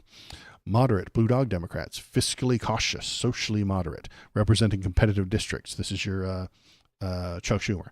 By European standards, many would be centrist or even center-right. In the Netherlands, for example, they might actually be more at home in the VVD, considered right-wing in Dutch terms, but in reality a moderate liberal party that would sit comfortably in the American center. The VVD comparison is worth pausing. The VVD is considered a right-wing party of business and individual freedom. In American terms, their positions on healthcare, social safety nets, and environmental regulation would make them moderate Democrats at most. This actually tells you everything you need to know about far right of the American political center has drifted compared to the rest of the developed world. Far more right-wing than any of the other nicer parts of the world. Single-issue coalition voters, reproductive women's rights, gun control advocates, LGBTQ rights or voters, racial justice voters, and whose primary political identity is a single cause they cannot abandon.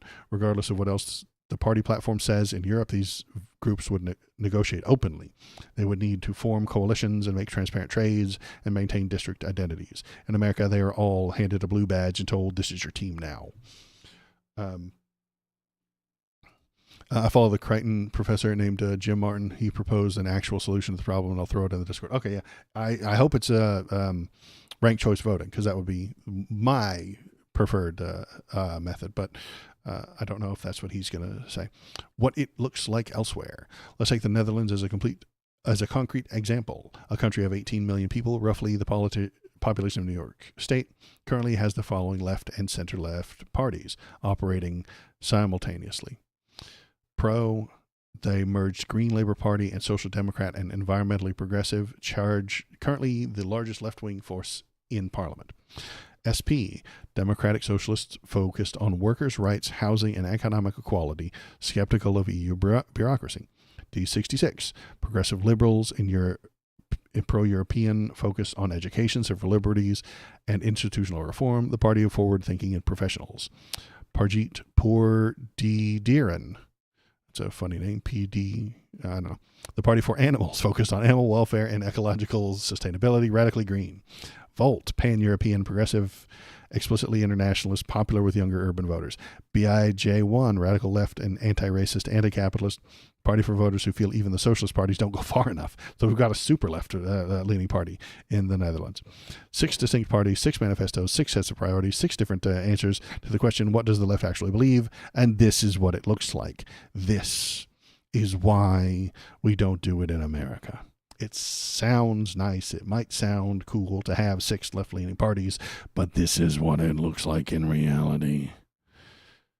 And it might not work. When coalition negotiations happen in democratic European countries, everything is visible. You can see exactly which party agreed to what they traded, where they're compromised. The political process is transparent in a way American politics fundamentally is not. Now imagine all 6 of these parties being told, you're all Democrats, vote blue no matter who. That's the American situation. The answer might be ranked choice, multi-set districts, proportional representation. It would have to be state grassroots movements. And I would love all of those things. I would think that would make things better and more representative. But that gets harder to make billions of dollars.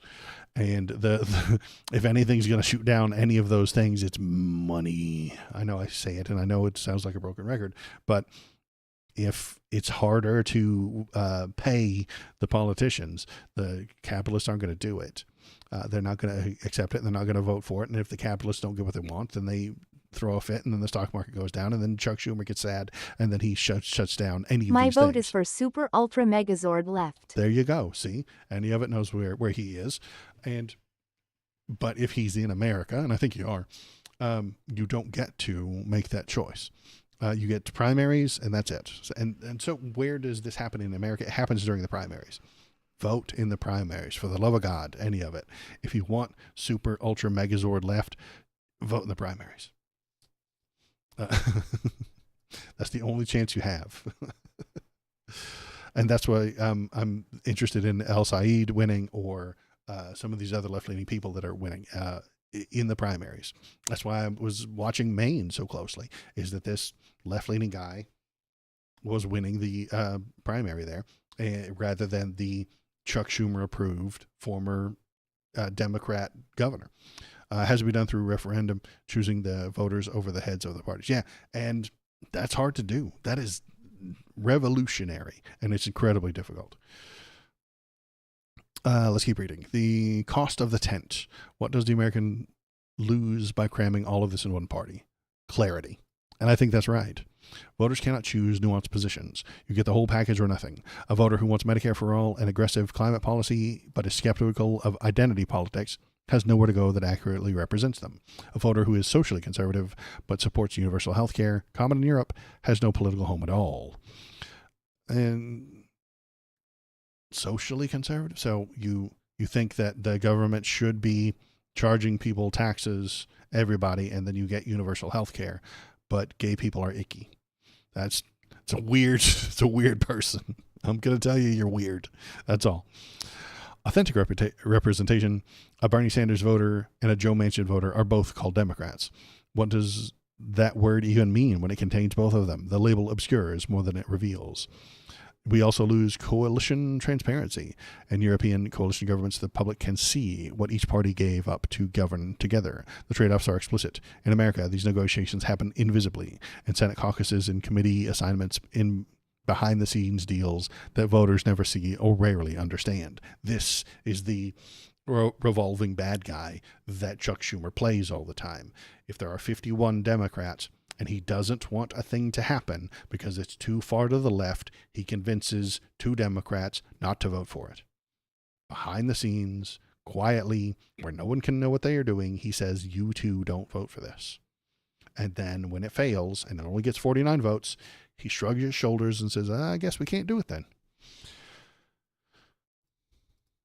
True, what must be done. We also need to change broadcasting laws so that we can use the shitbags who lie on purpose to mislead voters. Yeah, and that's a dangerous thing to do as well, and it has to be done well. And I don't love the idea of government controlling the airwaves, which means we have to somehow, again, create something that isn't controlled by the government and isn't controlled by capital. I don't know how to do that. It's incredibly difficult. Those are the 2 most powerful things in the world: money and a government full of armed men. Like, is there a third power? People, sure. It should be a civil process with high bar. Yeah, and until the Republicans put fucking Stephen Miller in charge of it, they win by 1%, and they put Stephen Miller in charge of that shit. And he fires anybody with a conscience. You'd have to create laws to protect that kind of thing. And those laws would have to be passed by a fucking Senate and a House. And then those laws could be rewritten by a different group of people. And if Stephen Miller breaks those laws, then we would need a government to hold him responsible. Laws are imaginary. It's just a thing we all agreed on. I get that. I dig that. I understand the idea that laws are only laws if we say they are. And I like the idea of laws and rules and stuff like that. But at the same time, we just talked about the DOJ. The courts would have to control the stuff, and then the courts can be manipulated through conservatism, through money as well. And it's complicated. And I agree with you. We should work on it. We should try. We should strive to make things better. But there's no money in that. So it doesn't get done.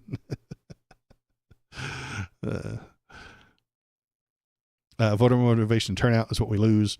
This is perhaps the most consequential of all. When your true political identity is Democrat Socialist, but the party's candidate is a centrist liberal, you face an impossible choice. Vote for someone who doesn't represent you or stay home.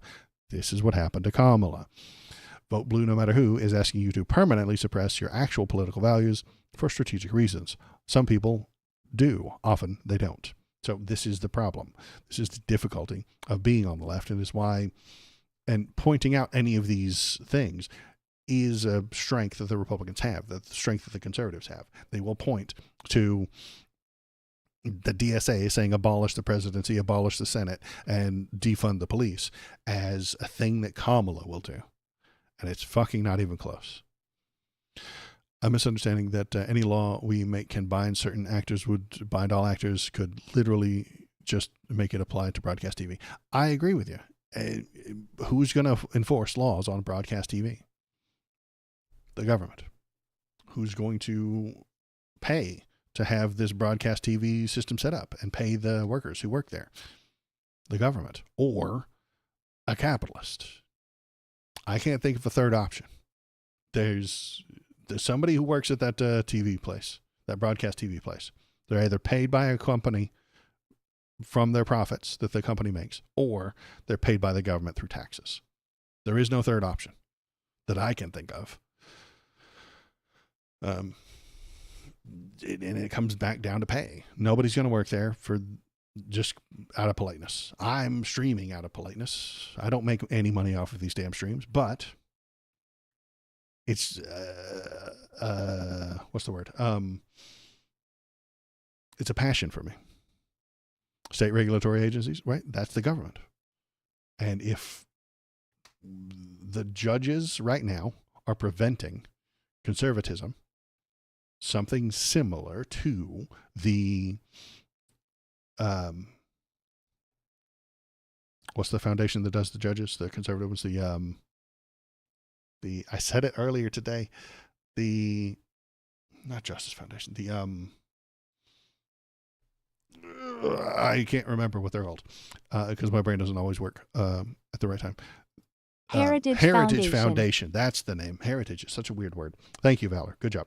The Heritage Foundation will control who the judges are.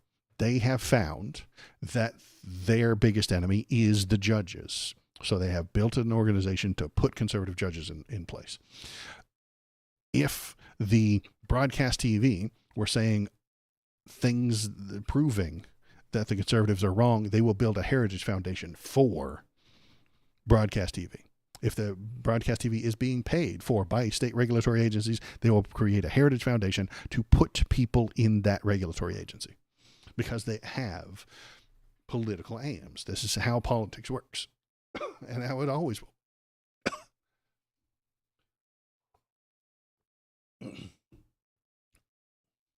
I'm dying. Okay.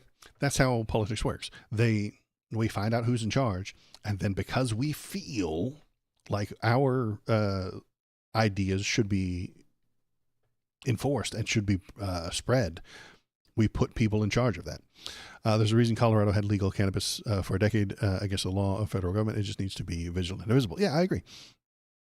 That's fine. I don't mind individual states doing things like that. I don't mind a state regulatory agency running public broadcasting.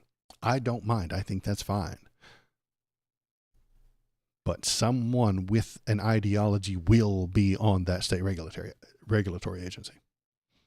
And you won't be, and we can't stop them. We have to just know that these things exist. We have to recognize that everybody is political. Everything is political everywhere, all the time. All the things are political.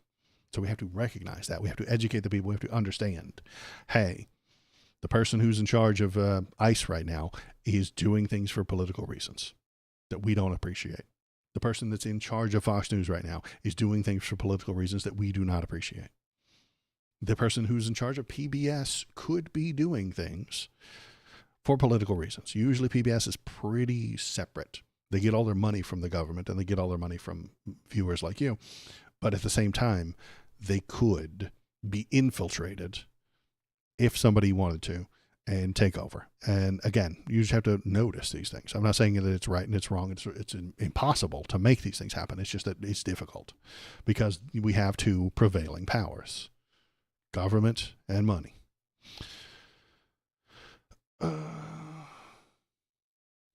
Oh, I agree. Proportional councils and no executives. Great. That's power of the people. That's a government. A proportional council is a government, and that is fine with me. I like government. Liberal, meaning a lot of. And it comes back down to the labels. A conservative amount of peanut butter would be like just a little bit. A liberal amount of peanut butter on your sandwich would be a fuckload of peanut butter. And so so what does it mean when we're talking about government? It means liberal government, meaning a lot of government, yay go government, or little bit of government. This is your Republican, I want the government so small I can drown in a bathtub. This is the Reaganites saying, I don't want more government. I want less government, less, smaller. And what fills up that need for power? Money, corporations, dollar bills. Replace that power. I would suggest more government, yes. Even workers' unions are a government. Workers' unions have a president who's elected by the constituency, which are those workers in that field. They have dues, aka taxes. They have a treasurer who keeps all that stuff in line. They have rules. They have moderation. They have elections. They have choices. Even workers' unions are tiny little governments. And the proportional council would be a government, and I'm on board for that because I think it's a better system. Does it become overly bureaucratic at some point? Maybe, but you have to weigh those things, and it is difficult. So what are we talking about? Voter motivation and turnout. Did I already read this one? Yeah, we did. In 2024 election is a perfect case study in coalition fracture. Turnout among young voters dropped. Black men under 40 disengaged in measurable numbers. Progressive voters in key states stayed home or voted third party. Arab American communities, devastated by the administration's Gaza policy, withdrew their support. None of this happened because these voters became Republicans. It happened because in a two-party system, the only way to register dissent is absence. And absence in first-past-the-post voting is functionally a vote for the other side. In a multi-party system, these voters would have had somewhere to go that kept them inside the Democratic tent. A Green Party, a Socialist Party, a Progressive Liberal Party. Their vote would have counted. Their voice would have been heard, and the broader left coalition would have retained their energy and their numbers. Instead, they are given binary choice. Many choose neither, and the consequences were historic and shattering. So I would slightly disagree with this part. Yes, you only have one choice for president, but there are lots of smaller Green Party people running. Socialists are running in the primaries right now. Socialists are running in your state. Socialists, progressive liberals are running in primaries right now. I voted for some just the other day by mail. I know that'll piss Donald Trump off, but I did fill out a mail-in ballot because I live in Washington, so I get to do that. I get to vote right. I sat right here and I filled it out. When I voted for Kamala Harris, I did it right here on stream. You can go back and watch that. There are left-leaning people running in these primaries. That's why we need to do more on the primaries. If you are a left-leaning individual, if you are a progressive, if you are a socialist, if you are part of the DSA, primary. That's where the real action is happening. That's where the important things are going on. And that's what we need to do, is get more information out about those things. Even this thing that I looked at earlier, where is it? Boop, boop, boop, doot, doot, doot. Abdul al-Sayed is a left-leaning individual, and he is at 48% in the Democrat primary. Haley Stevens, the centrist, is losing that primary. Pay attention to these things. Vote in this thing, and you will get more left-leaning people.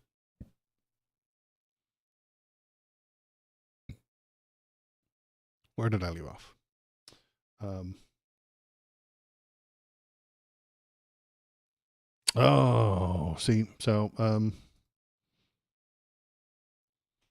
If the Dems won't let third parties grow, then the Dems will swing left that size. Yeah, I think you're right. I think if they keep too many people caged, if they keep too many people restricted and held down, then they will jump to the left. So and that's what you're seeing. You're seeing this Chuck Schumer centrist rush prevent. Sorry, there's somebody. I know it's not. You can't see it on the screen, but there is some super racist comments in the thing that's been blocked by even Twitch won't let them say these things. Sorry, so I banned them. Okay. Anyway, what were we talking about? Yeah, if the Dems won't let third party grow, then Dems will swing left. That's science, and I hope so. I hope that the people, the voters, move toward El Sayed and these left-leaning people rather than the centrists. That's good news. I want that to happen. I've been hoping for that to happen. I hoped it would. It happened during 24 when we picked. When Kamala picked Tim Walz. Tim Walz is downright socialist compared to Kamala and compared to what normally happens. That was her reaching out to the left, saying, "Come on, let's get this left-leaning guy in here," and. But then she ran to the center, and it wasn't enough to bring the left-leaning coalition type people in. So that's what happened in 2024. And now it's happening even more when we look at these polls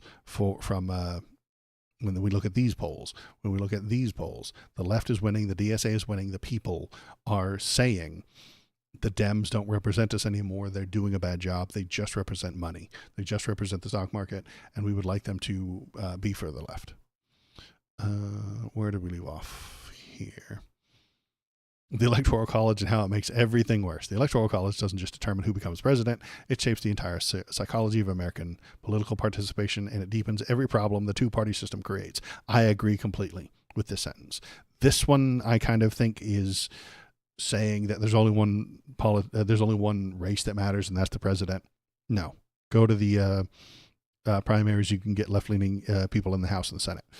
This is completely true. Under the Electoral College, presidential elections are effectively decided by a handful of competitive states. Take a progressive voter in Texas, a socialist in Alabama, a green voter in Wyoming. Their presidential votes are functionally meaningless. The outcome of their state is predetermined.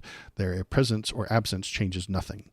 The geography-based winner-take-all system reinforces Druviger's law at the presidential level. Third parties don't just face the wasted vote problem, they face the wasted state problem. Even if a Green candidate won 15% of the popular vote nationally, they would likely receive 0 Electoral College votes. The result is a system that structurally punishes political diversity and rewards consolidation, exactly the opposite of what a healthy democracy needs. Should the Electoral College be eliminated? The case is strong. A national popular vote would immediately change the calculation for third parties and independent candidates.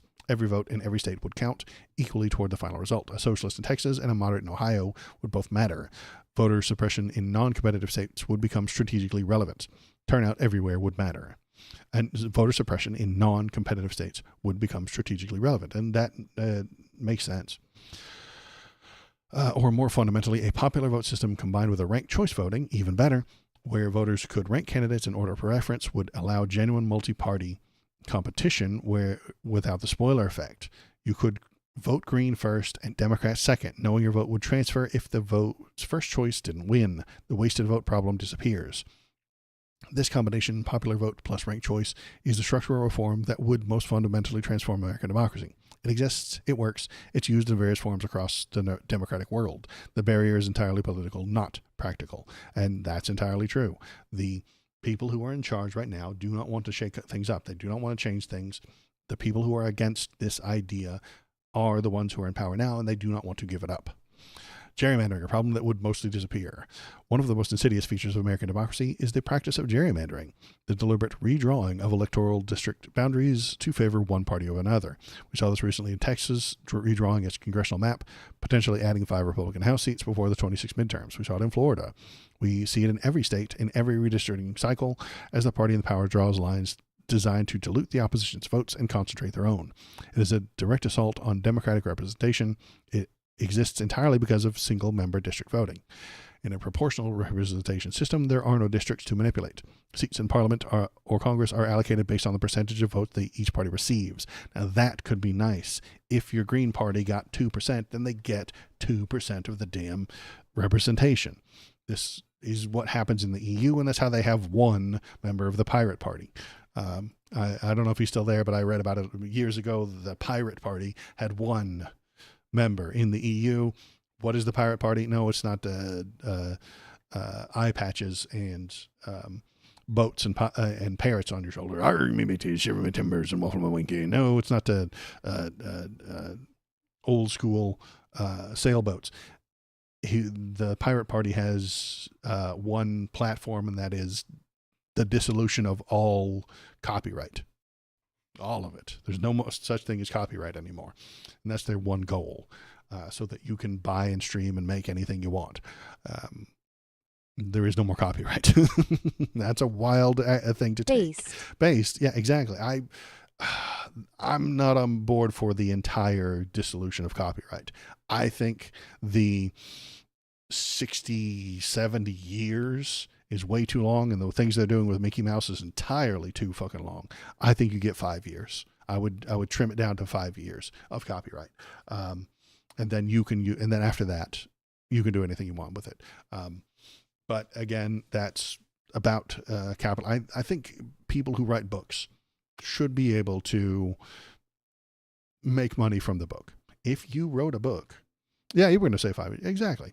If you wrote a book, you should get paid for it. Someone should buy it, and you could make a living off of writing books, like an invention or something. Yeah, exactly. If you invented a new thing, for the next 5 years, you get to make all the profit from it, and nobody else gets to write that same book. After that, anybody can make the copy, anybody can publish it, and if they give it away for free, so what? And if they're making money off of it, then you should just get on social media and tell everybody, hey, listen, I wrote that book, not them. You should buy it from me. If somebody takes my streams and gets thousands of views on it on their platform, I would be upset. If they just copied every single thing, I would be like, hey, couldn't you just watch me? I would go onto their platform and try and use social media to tell people to come over here where the original is. I can understand people that make money as much if there's nothing protecting your product from theft, but it's kind of already the case with AI copying. Exactly. The copyright system doesn't work right now because it has so many layers of lawyers involved. You can't put Mickey Mouse on. I can't even put a photo of the motherfucker on my stream right now, or else it'll get fucking taken down. There was a guy on YouTube who was making pancakes. Okay? Pancakes. He was cooking pancakes. He put a blob of pancake batter right here. Then he put a blob of pancake batter right here. And then he put a third blob of pancake batter right here. And it looked like the symbol for Mickey Mouse, and his YouTube channel got auto flagged because of 3 circles in a specific shape, because they thought that might look like Mickey Mouse, his head and his 2 round ears. So that shit doesn't happen for me. Yeah, AI killed copyright. Exactly. Dystopian vibes. So that shit doesn't happen for me because I don't have billions of dollars in lawyers to spend, and Disney does. Disney has billions to spend on lawyers. I don't. So if someone started stealing from me, I couldn't do a damn thing about it. And maybe if I'm lucky, I could get it in front of a judge and complain. But I don't have shitloads of legal money. But they do. So the copyright system is busted right now. The people with more money get to claim it more often and get protected, while the poor people don't get protection. And that's usually the case with most things in America. The people with money get more access to law and lawyers and protection, and the people without just suffer. Anywho, tangent over. Where were we? We were actually talking about stuff. No maps to gerrymander, no communities to split or pack or crack. The entire redistricting industry, the lawyers, the consultants, the partisan map drawers, the decades-long legal battles exist only because the district-based system moved to proportional representation, and you don't need to fight over maps anymore. The maps become irrelevant. In my opinion, this is one of the most powerful and least discussed arguments for electoral reform.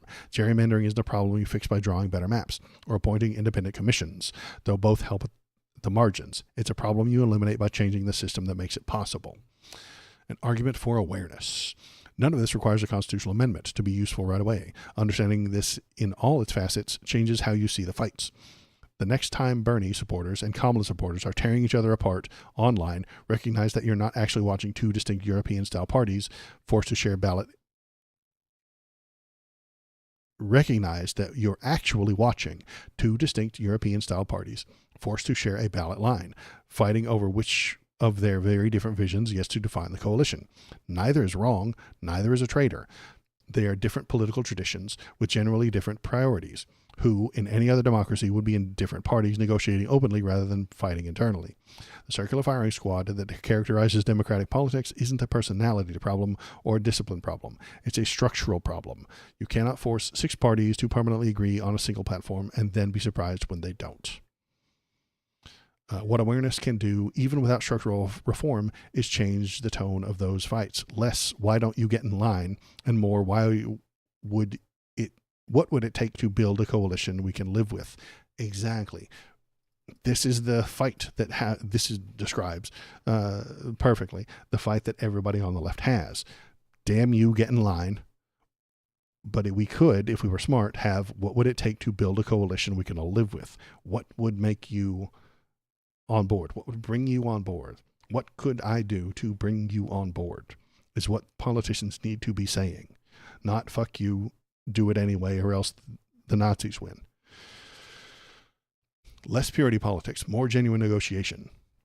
Less demanding that everyone suppress their actual values, more honest acknowledgement that the tent is enormous and the differences are real. That's how European coalition politics works. Not perfectly, not without conflict, but transparently, with each tradition maintaining its identity and its voice. What would actually change things? For those who want structural revolution, the roadmap exists. Ranked choice voting, proportional representation, abolishing the electoral college. All of that could be done. That would be great. Any one of these would begin to crack open the two-party trap. All three together would fundamentally remake American democracy. The barrier isn't technical. The countries that have these systems didn't discover some secret formula. They simply chose electoral mechanisms that translate votes into representation accurately. America chose differently and has been living with the consequences ever since. Why the right doesn't have this problem and why that's not a complaint. And they don't have that problem because they don't think. If the two-party trap creates such chaos for Democrats, why doesn't it seem to create the same chaos for Republicans? The answer is revealing. And it's not because the Republican coalition is more coherent. It's because it operates differently. Authoritarian coherence versus democratic messiness. This is what I was talking about earlier. The right has control for safety. They give up their freedom for control and safety. The Democrat embraces freedom, but accepts chaos. Those are your two, honestly, those are your two sides. It gets way more complicated than that specifically, but authoritarian coherence is what the Republican Party does. The modern Republican Party has solved its coalition problem through ideological consideration around a single dominant figure and a single animating principle: loyalty. This agreement is not negotiated, it is punished. Republicans who broke with Trump over January 6, over Ukraine, over basic democratic norms, Liz Cheney, Adam Kinzinger, Mitt Romney, were not accommodated. They were expelled. This produces the appearance of unity, but is in unity through submission, not through genuine agreement. The libertarians, the traditional conservatives, the national security hawks, the evangelical Christians, the economic nationalists, these are also distinct political traditions with genuinely different priorities. They simply aren't allowed to fight it out in public. In European terms, the Republican Party contains the Christian democratic tradition, a libertarian tradition, a nationalist populist tradition, traditional conservative tradition, and an authoritarian tradition, has now consumed all the others. These would also be separate parties in Europe, but the authoritarian tradition doesn't negotiate, it dominates. And the two-party system, the others have nowhere else to go. This is absolutely correct, and I like it. Conclusion. Name the tribes. The Democratic Party will never be fully coherent because it was never meant to be one thing. It is a coalition of distinct political traditions held together by a shared opportunity and structural trap. It is not a reason for despair. Coalitions can govern. Coalitions can win, but they govern and win better when the people inside them understand what they actually are and stop demanding that everyone pretend to be something you're not. Name the tribes, acknowledge the differences, negotiate honestly, and push steadily for the structural reforms that would finally allow American political diversity to be represented rather than suppressed. One tent, many tribes. This tent simply works better when everyone inside it knows who else is there. This is great. The final word to Democrats, Republicans, closed ranks, not because they agree on everything, they don't, but because they understood that in this broken system, unity is the only weapon that works.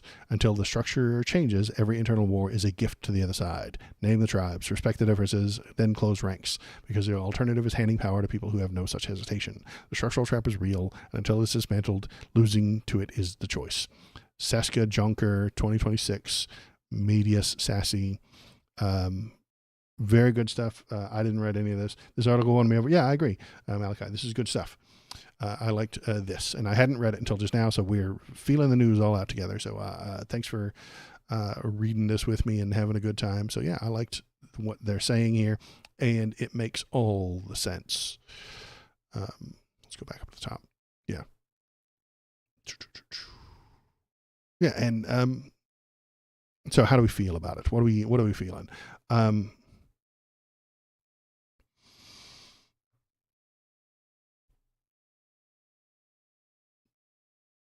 The left does have identity issues, and that's because, again, first past the post voting, 50.1% is the winner takes all. Winner takes all is a bad way to operate things, and the people who are holding it up, the people who are mandating, the people who are demanding winner takes all politics are the people who already won. The people who are already in charge have already done that, and they will not give up their positions to just to be more democratic. No. Power is what they're here for. That's why they are here. Chuck Schumer's not there to help you.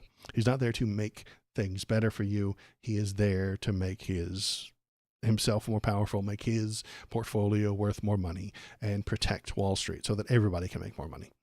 The moral of the story is that Chuck Schumer is actually good at his job. He's elected to make Wall Street wealthier, and he is doing that.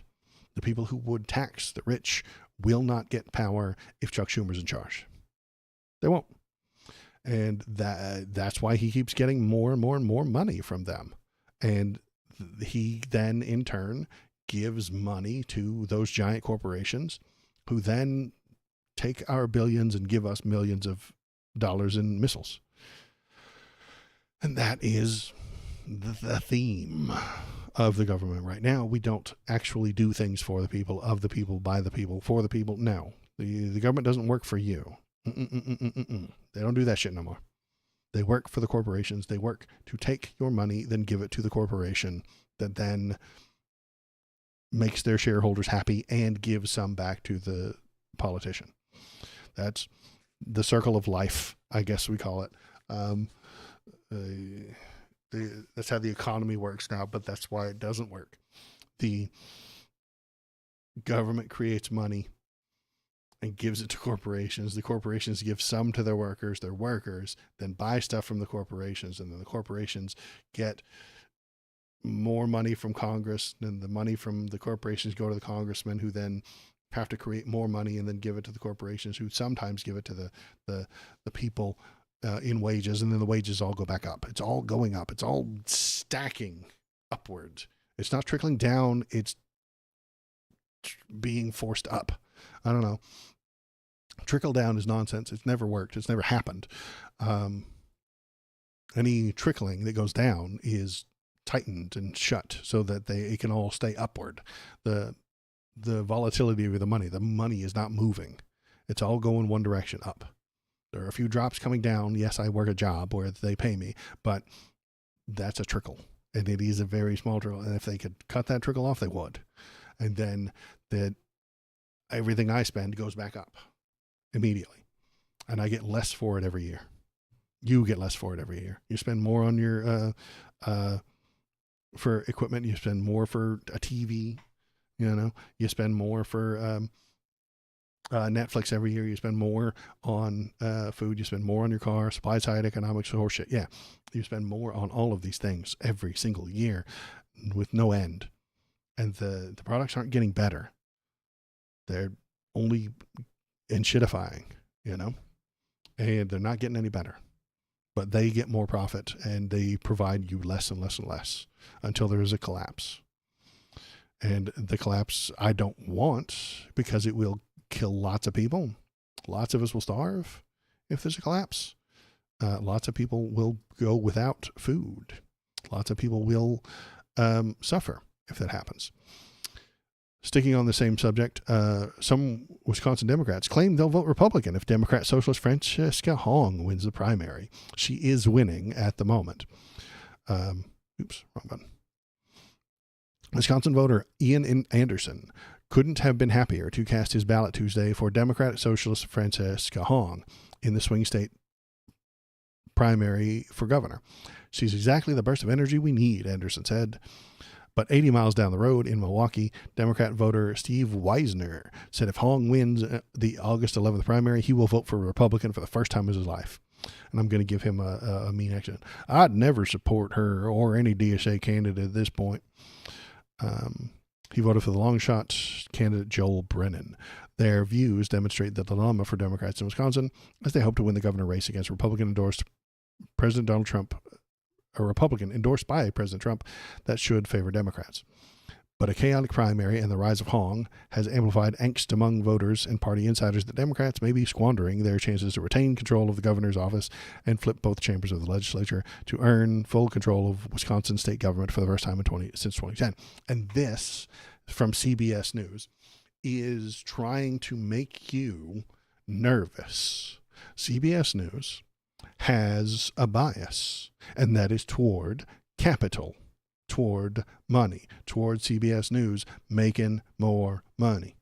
And they make more money if right-wing people are in charge. They make more money if social Democrats do not win.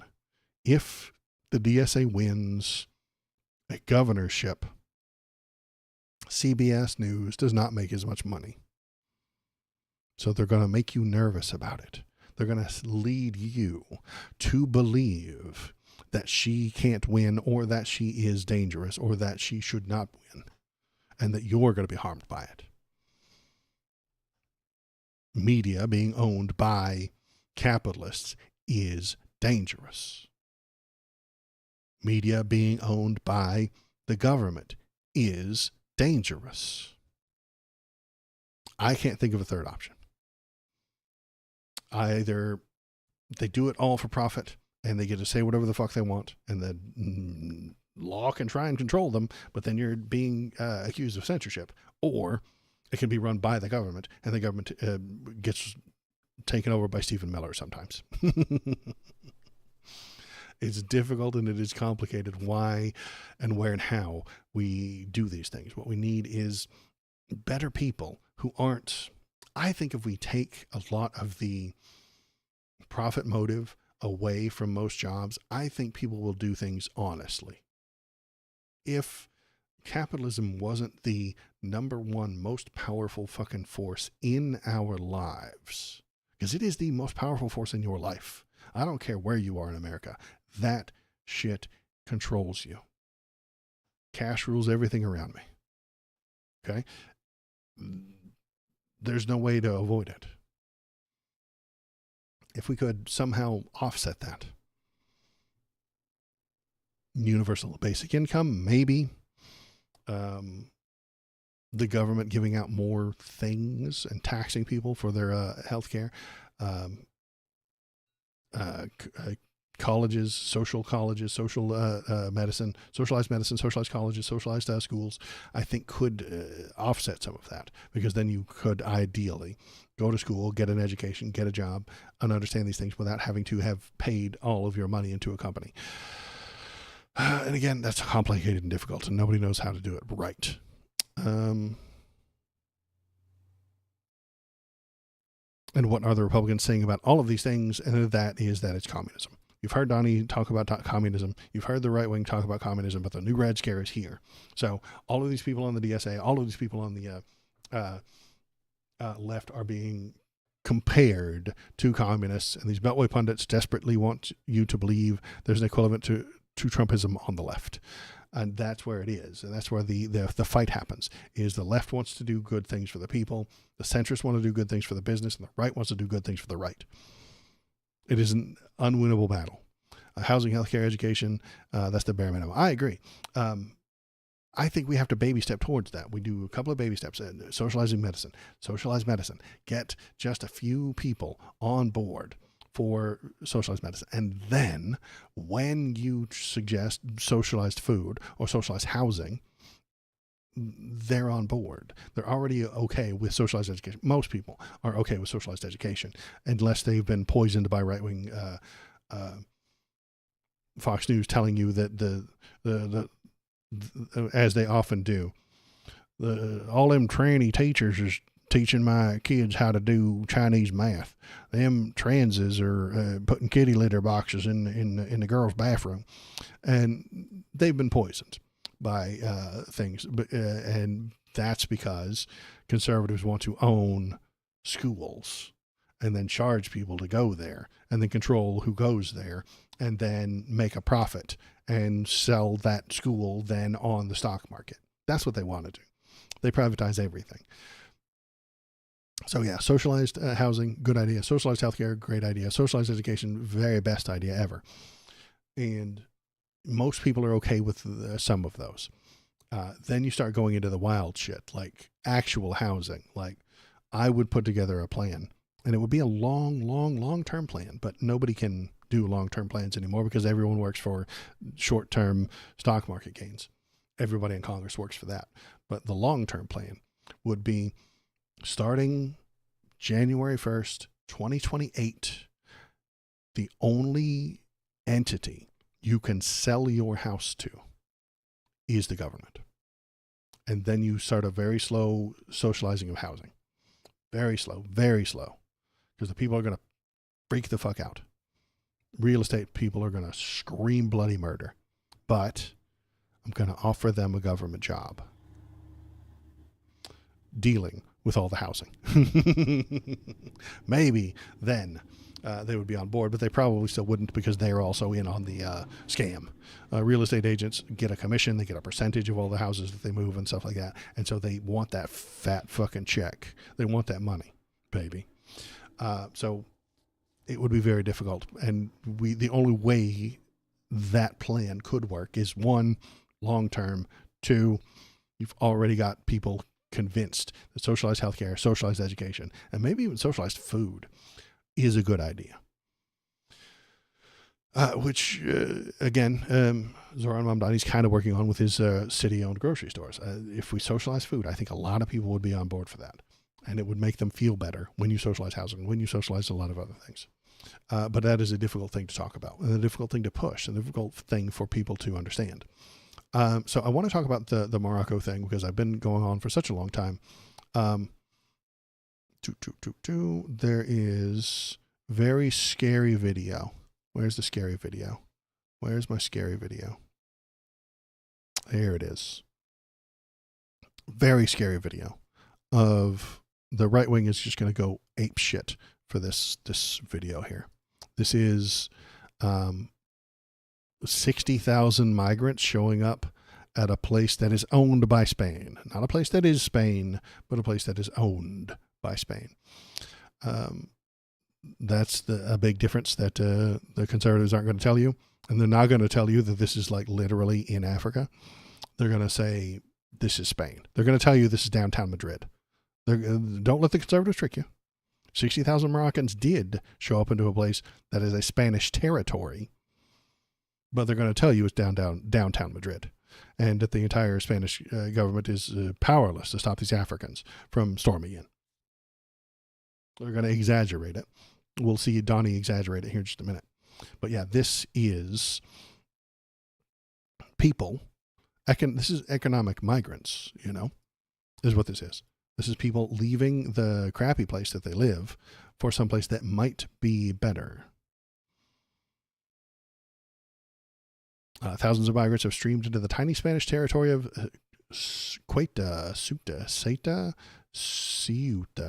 in North Africa from Morocco, with at least 57 dying in the attempt, prompting Spain to deploy military and restore the border. So here is your Google Earth. This is Ceuta. This is Ceuta right here. This is Africa.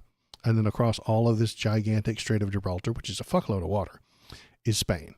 So they didn't get into Spain They just went to a place that Spain owns.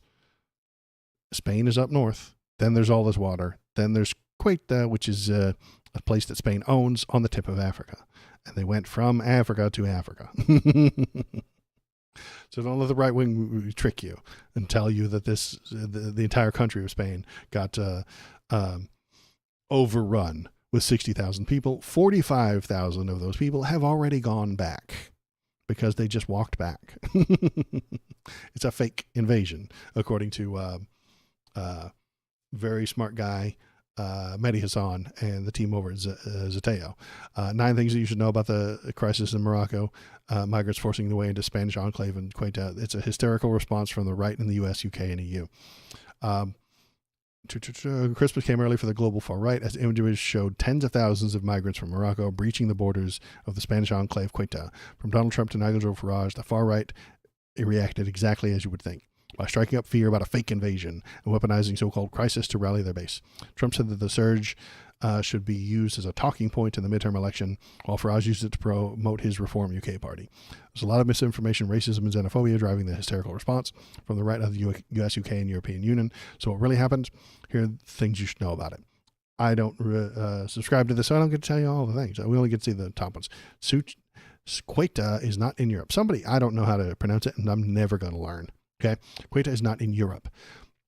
The 6-mile-long peninsula is a Spanish enclave. It's owned by Spain, but it's in Africa. Ceuta isn't in mainland Spain. The city lies on Morocco's northern coast and has been under Spanish control since 1580. It is one of 2 Spanish cities that form the European Union's only land borders with Africa, the other being Melilla. While Ceuta is part of the EU and the Schengen area, it operates under special rules that restrict people from entering mainland Spain and the rest of the EU. So you going here does not give you the ability to go to Spain. Even if you live there, that does not guarantee your admittance into Spain. At least 80% of the migrants have already returned to Morocco voluntarily. More than 48,000 people of the estimated 60,000 who breached Ceuta's border have returned to Morocco voluntarily. So 60,000 showed up. 48,000 went home. A clear contradiction to the claims of the many right-wingers who called it an invasion. And that is what Trump is never going to tell you. That's what the conservatives will never tell you. Here, let's listen to a racist piece of shit talk about this. You know, I saw Spain yesterday, and I watched the catastrophe that took place. It looks like an invasion of a country by hundreds of thousands of people. Hundreds of thousands of people, not 60,000, hundreds of thousands. Things going to happen to us if the Republicans don't get elected, except worse. Much bigger, much easier to get into, despite the fact that we have built thousands of miles of wall. So the wall is protecting us, but it won't protect you if you don't vote for Republicans, you see. This will happen to you if you vote for the left, according to him. Which I said we were going to do, but we didn't have that, forget it. But we have the safest border in the world. If we're not in office, our country will be invaded at levels that made Spain look small time. Propaganda. All day, every day, nonstop, never-ending lies from this guy. And when I watched it, I said, boy, I'm going to say it because I knew you were going to be at Camp David. And I say, that's going to be a talking point for the midterms. That's going to be a talking point for the midterms. What he's going to do is show this video, this scary video. The Republicans are going to show you this and tell you this is going to happen to your town. Your tiny town in Idaho will be overrun with 60,000 Moroccans. And the only way to stop it is to vote Republican. And then the Republicans will steal all your money, outsource your job to people in Morocco, and you will lose what freedom you have to move around to within your country. They don't tell you those parts, but I'll tell you those parts. Why is this happening? Material conditions. We can listen to some of them talk about it. Where is it? Okay. Ba-bam. I just want a chance. Moroccans sought better future in collective crossing to Spain territory. Why did they do it? The same reason humans always do the things, material conditions. When he heard the border had been breached, Abdullah Bougie jumped into his motorbike and raced from his home in northern Morocco towards Quetta, joining tens of thousands of people trying to swim into the tiny Spanish territory in North Africa. Like many of his fellow countrymen, Bougie was inspired by the thought that this collective crossing would somehow unlock his dream of reaching Spain and starting a new life in Europe. Spain gives you the chance to make your future, not like Morocco. The 21-year-old who is studying to be a teacher said, "I am a talented boy, I just want a chance." He's a talented boy, guys. Why doesn't he have a chance? But his elation at setting foot in Spanish soil was quickly followed by a disheartening realization that he was still far from his ultimate goal. Mainland Europe rested across the Mediterranean, and he knew the new arrivals were unwanted. Spanish authorities ordered everyone to turn around and go back or face expulsion. Bougie said he almost joined more than 50 people who died trying to reach Quetta while swimming around the border fence. He made it across, but he lost his belongings and money in the crossing. When he realized that he would likely face legal limbo and detention, he turned around and headed back. I've spent 14 years studying, and there's nothing at home, and I have to work 12-hour shifts for a meager wage. That's why I came back here. But I haven't found any opportunities here either, so I have to go back. Material conditions. 14 years studying to be a teacher, but he's stuck working 12-hour shifts for a meager wage. This is the reason for everything. This is the reason people sneak into America, so they can have a better life. Material conditions are the most important thing that you should be paying attention to. The answer is always material conditions. If humans cannot survive where they are, they leave. That is human nature. It is animal instinct. If the deer can't find food, they go somewhere else. Cannot be changed with hypothetical laws or imaginary borders drawn onto a map. Make Morocco great again, and the people will not flee. But capitalism cannot do that. Capitalism is not allowed to make somewhere else better because the unfettered capitalism needs cheap labor and a lower caste of slaves to maximize investor profits. Exploitation is how they make the lines go up. Bougie, poor bastard that he is being exploited at his 12-hour long shift for a meager wage. Whatever he's doing, whatever he's producing is sold by a capitalist for lots of money somewhere, or more than it's giving him. The profit is going up, and the pay trickling down isn't enough to sustain human life. Then they will invade. Capitalism caused this, as it always does, and it always will. This happens when capitalism runs amok. If you allow capitalism to do whatever the fuck it wants, this happens more often. This will happen more and more and more and more as capitalism steals and exploits everybody they can to maximize profit, maximize shareholder profit. And that is, so to answer the question that nobody's asking me, but I put it in the title of the video, what do all these things have in common today? The same thing that they always have in common. Capitalism is making it worse. Capitalism makes makes these people want to leave their country to flee to another one. Capitalism makes people want to control the elections. Capitalism makes people want to control the judges and who gets elected to those judges. Capitalism makes people want to control what you see on the CBS News. Capitalism makes people want to lie to you on the internet. It is the most powerful force in our lives, and most of us don't know it. And that is why I point at it so damn often. Am I a broken record? Yes. Do I keep talking about the same damn thing? Yes. But it is the most important thing that's going on right now.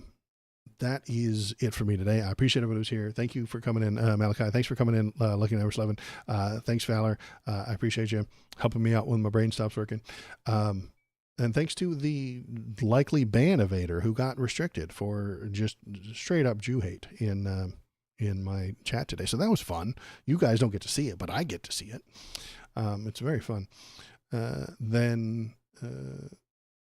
thanks for any of it.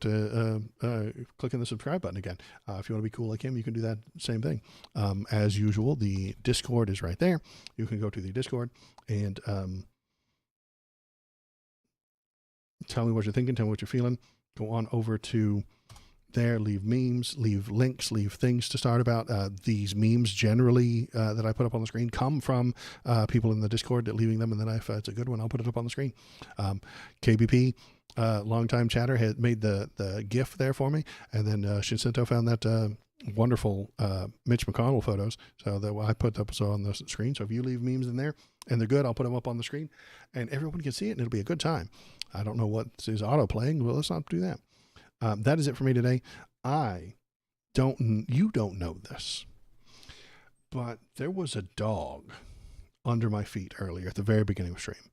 He has been non-stop farting the entire stream. And I am sitting here smelling dog farts. I'm not happy about it. And if you see me looking around, it's because that's what I'm looking at. And I have had enough of it. Okay. I'm going to end stream now. Thank you for being here.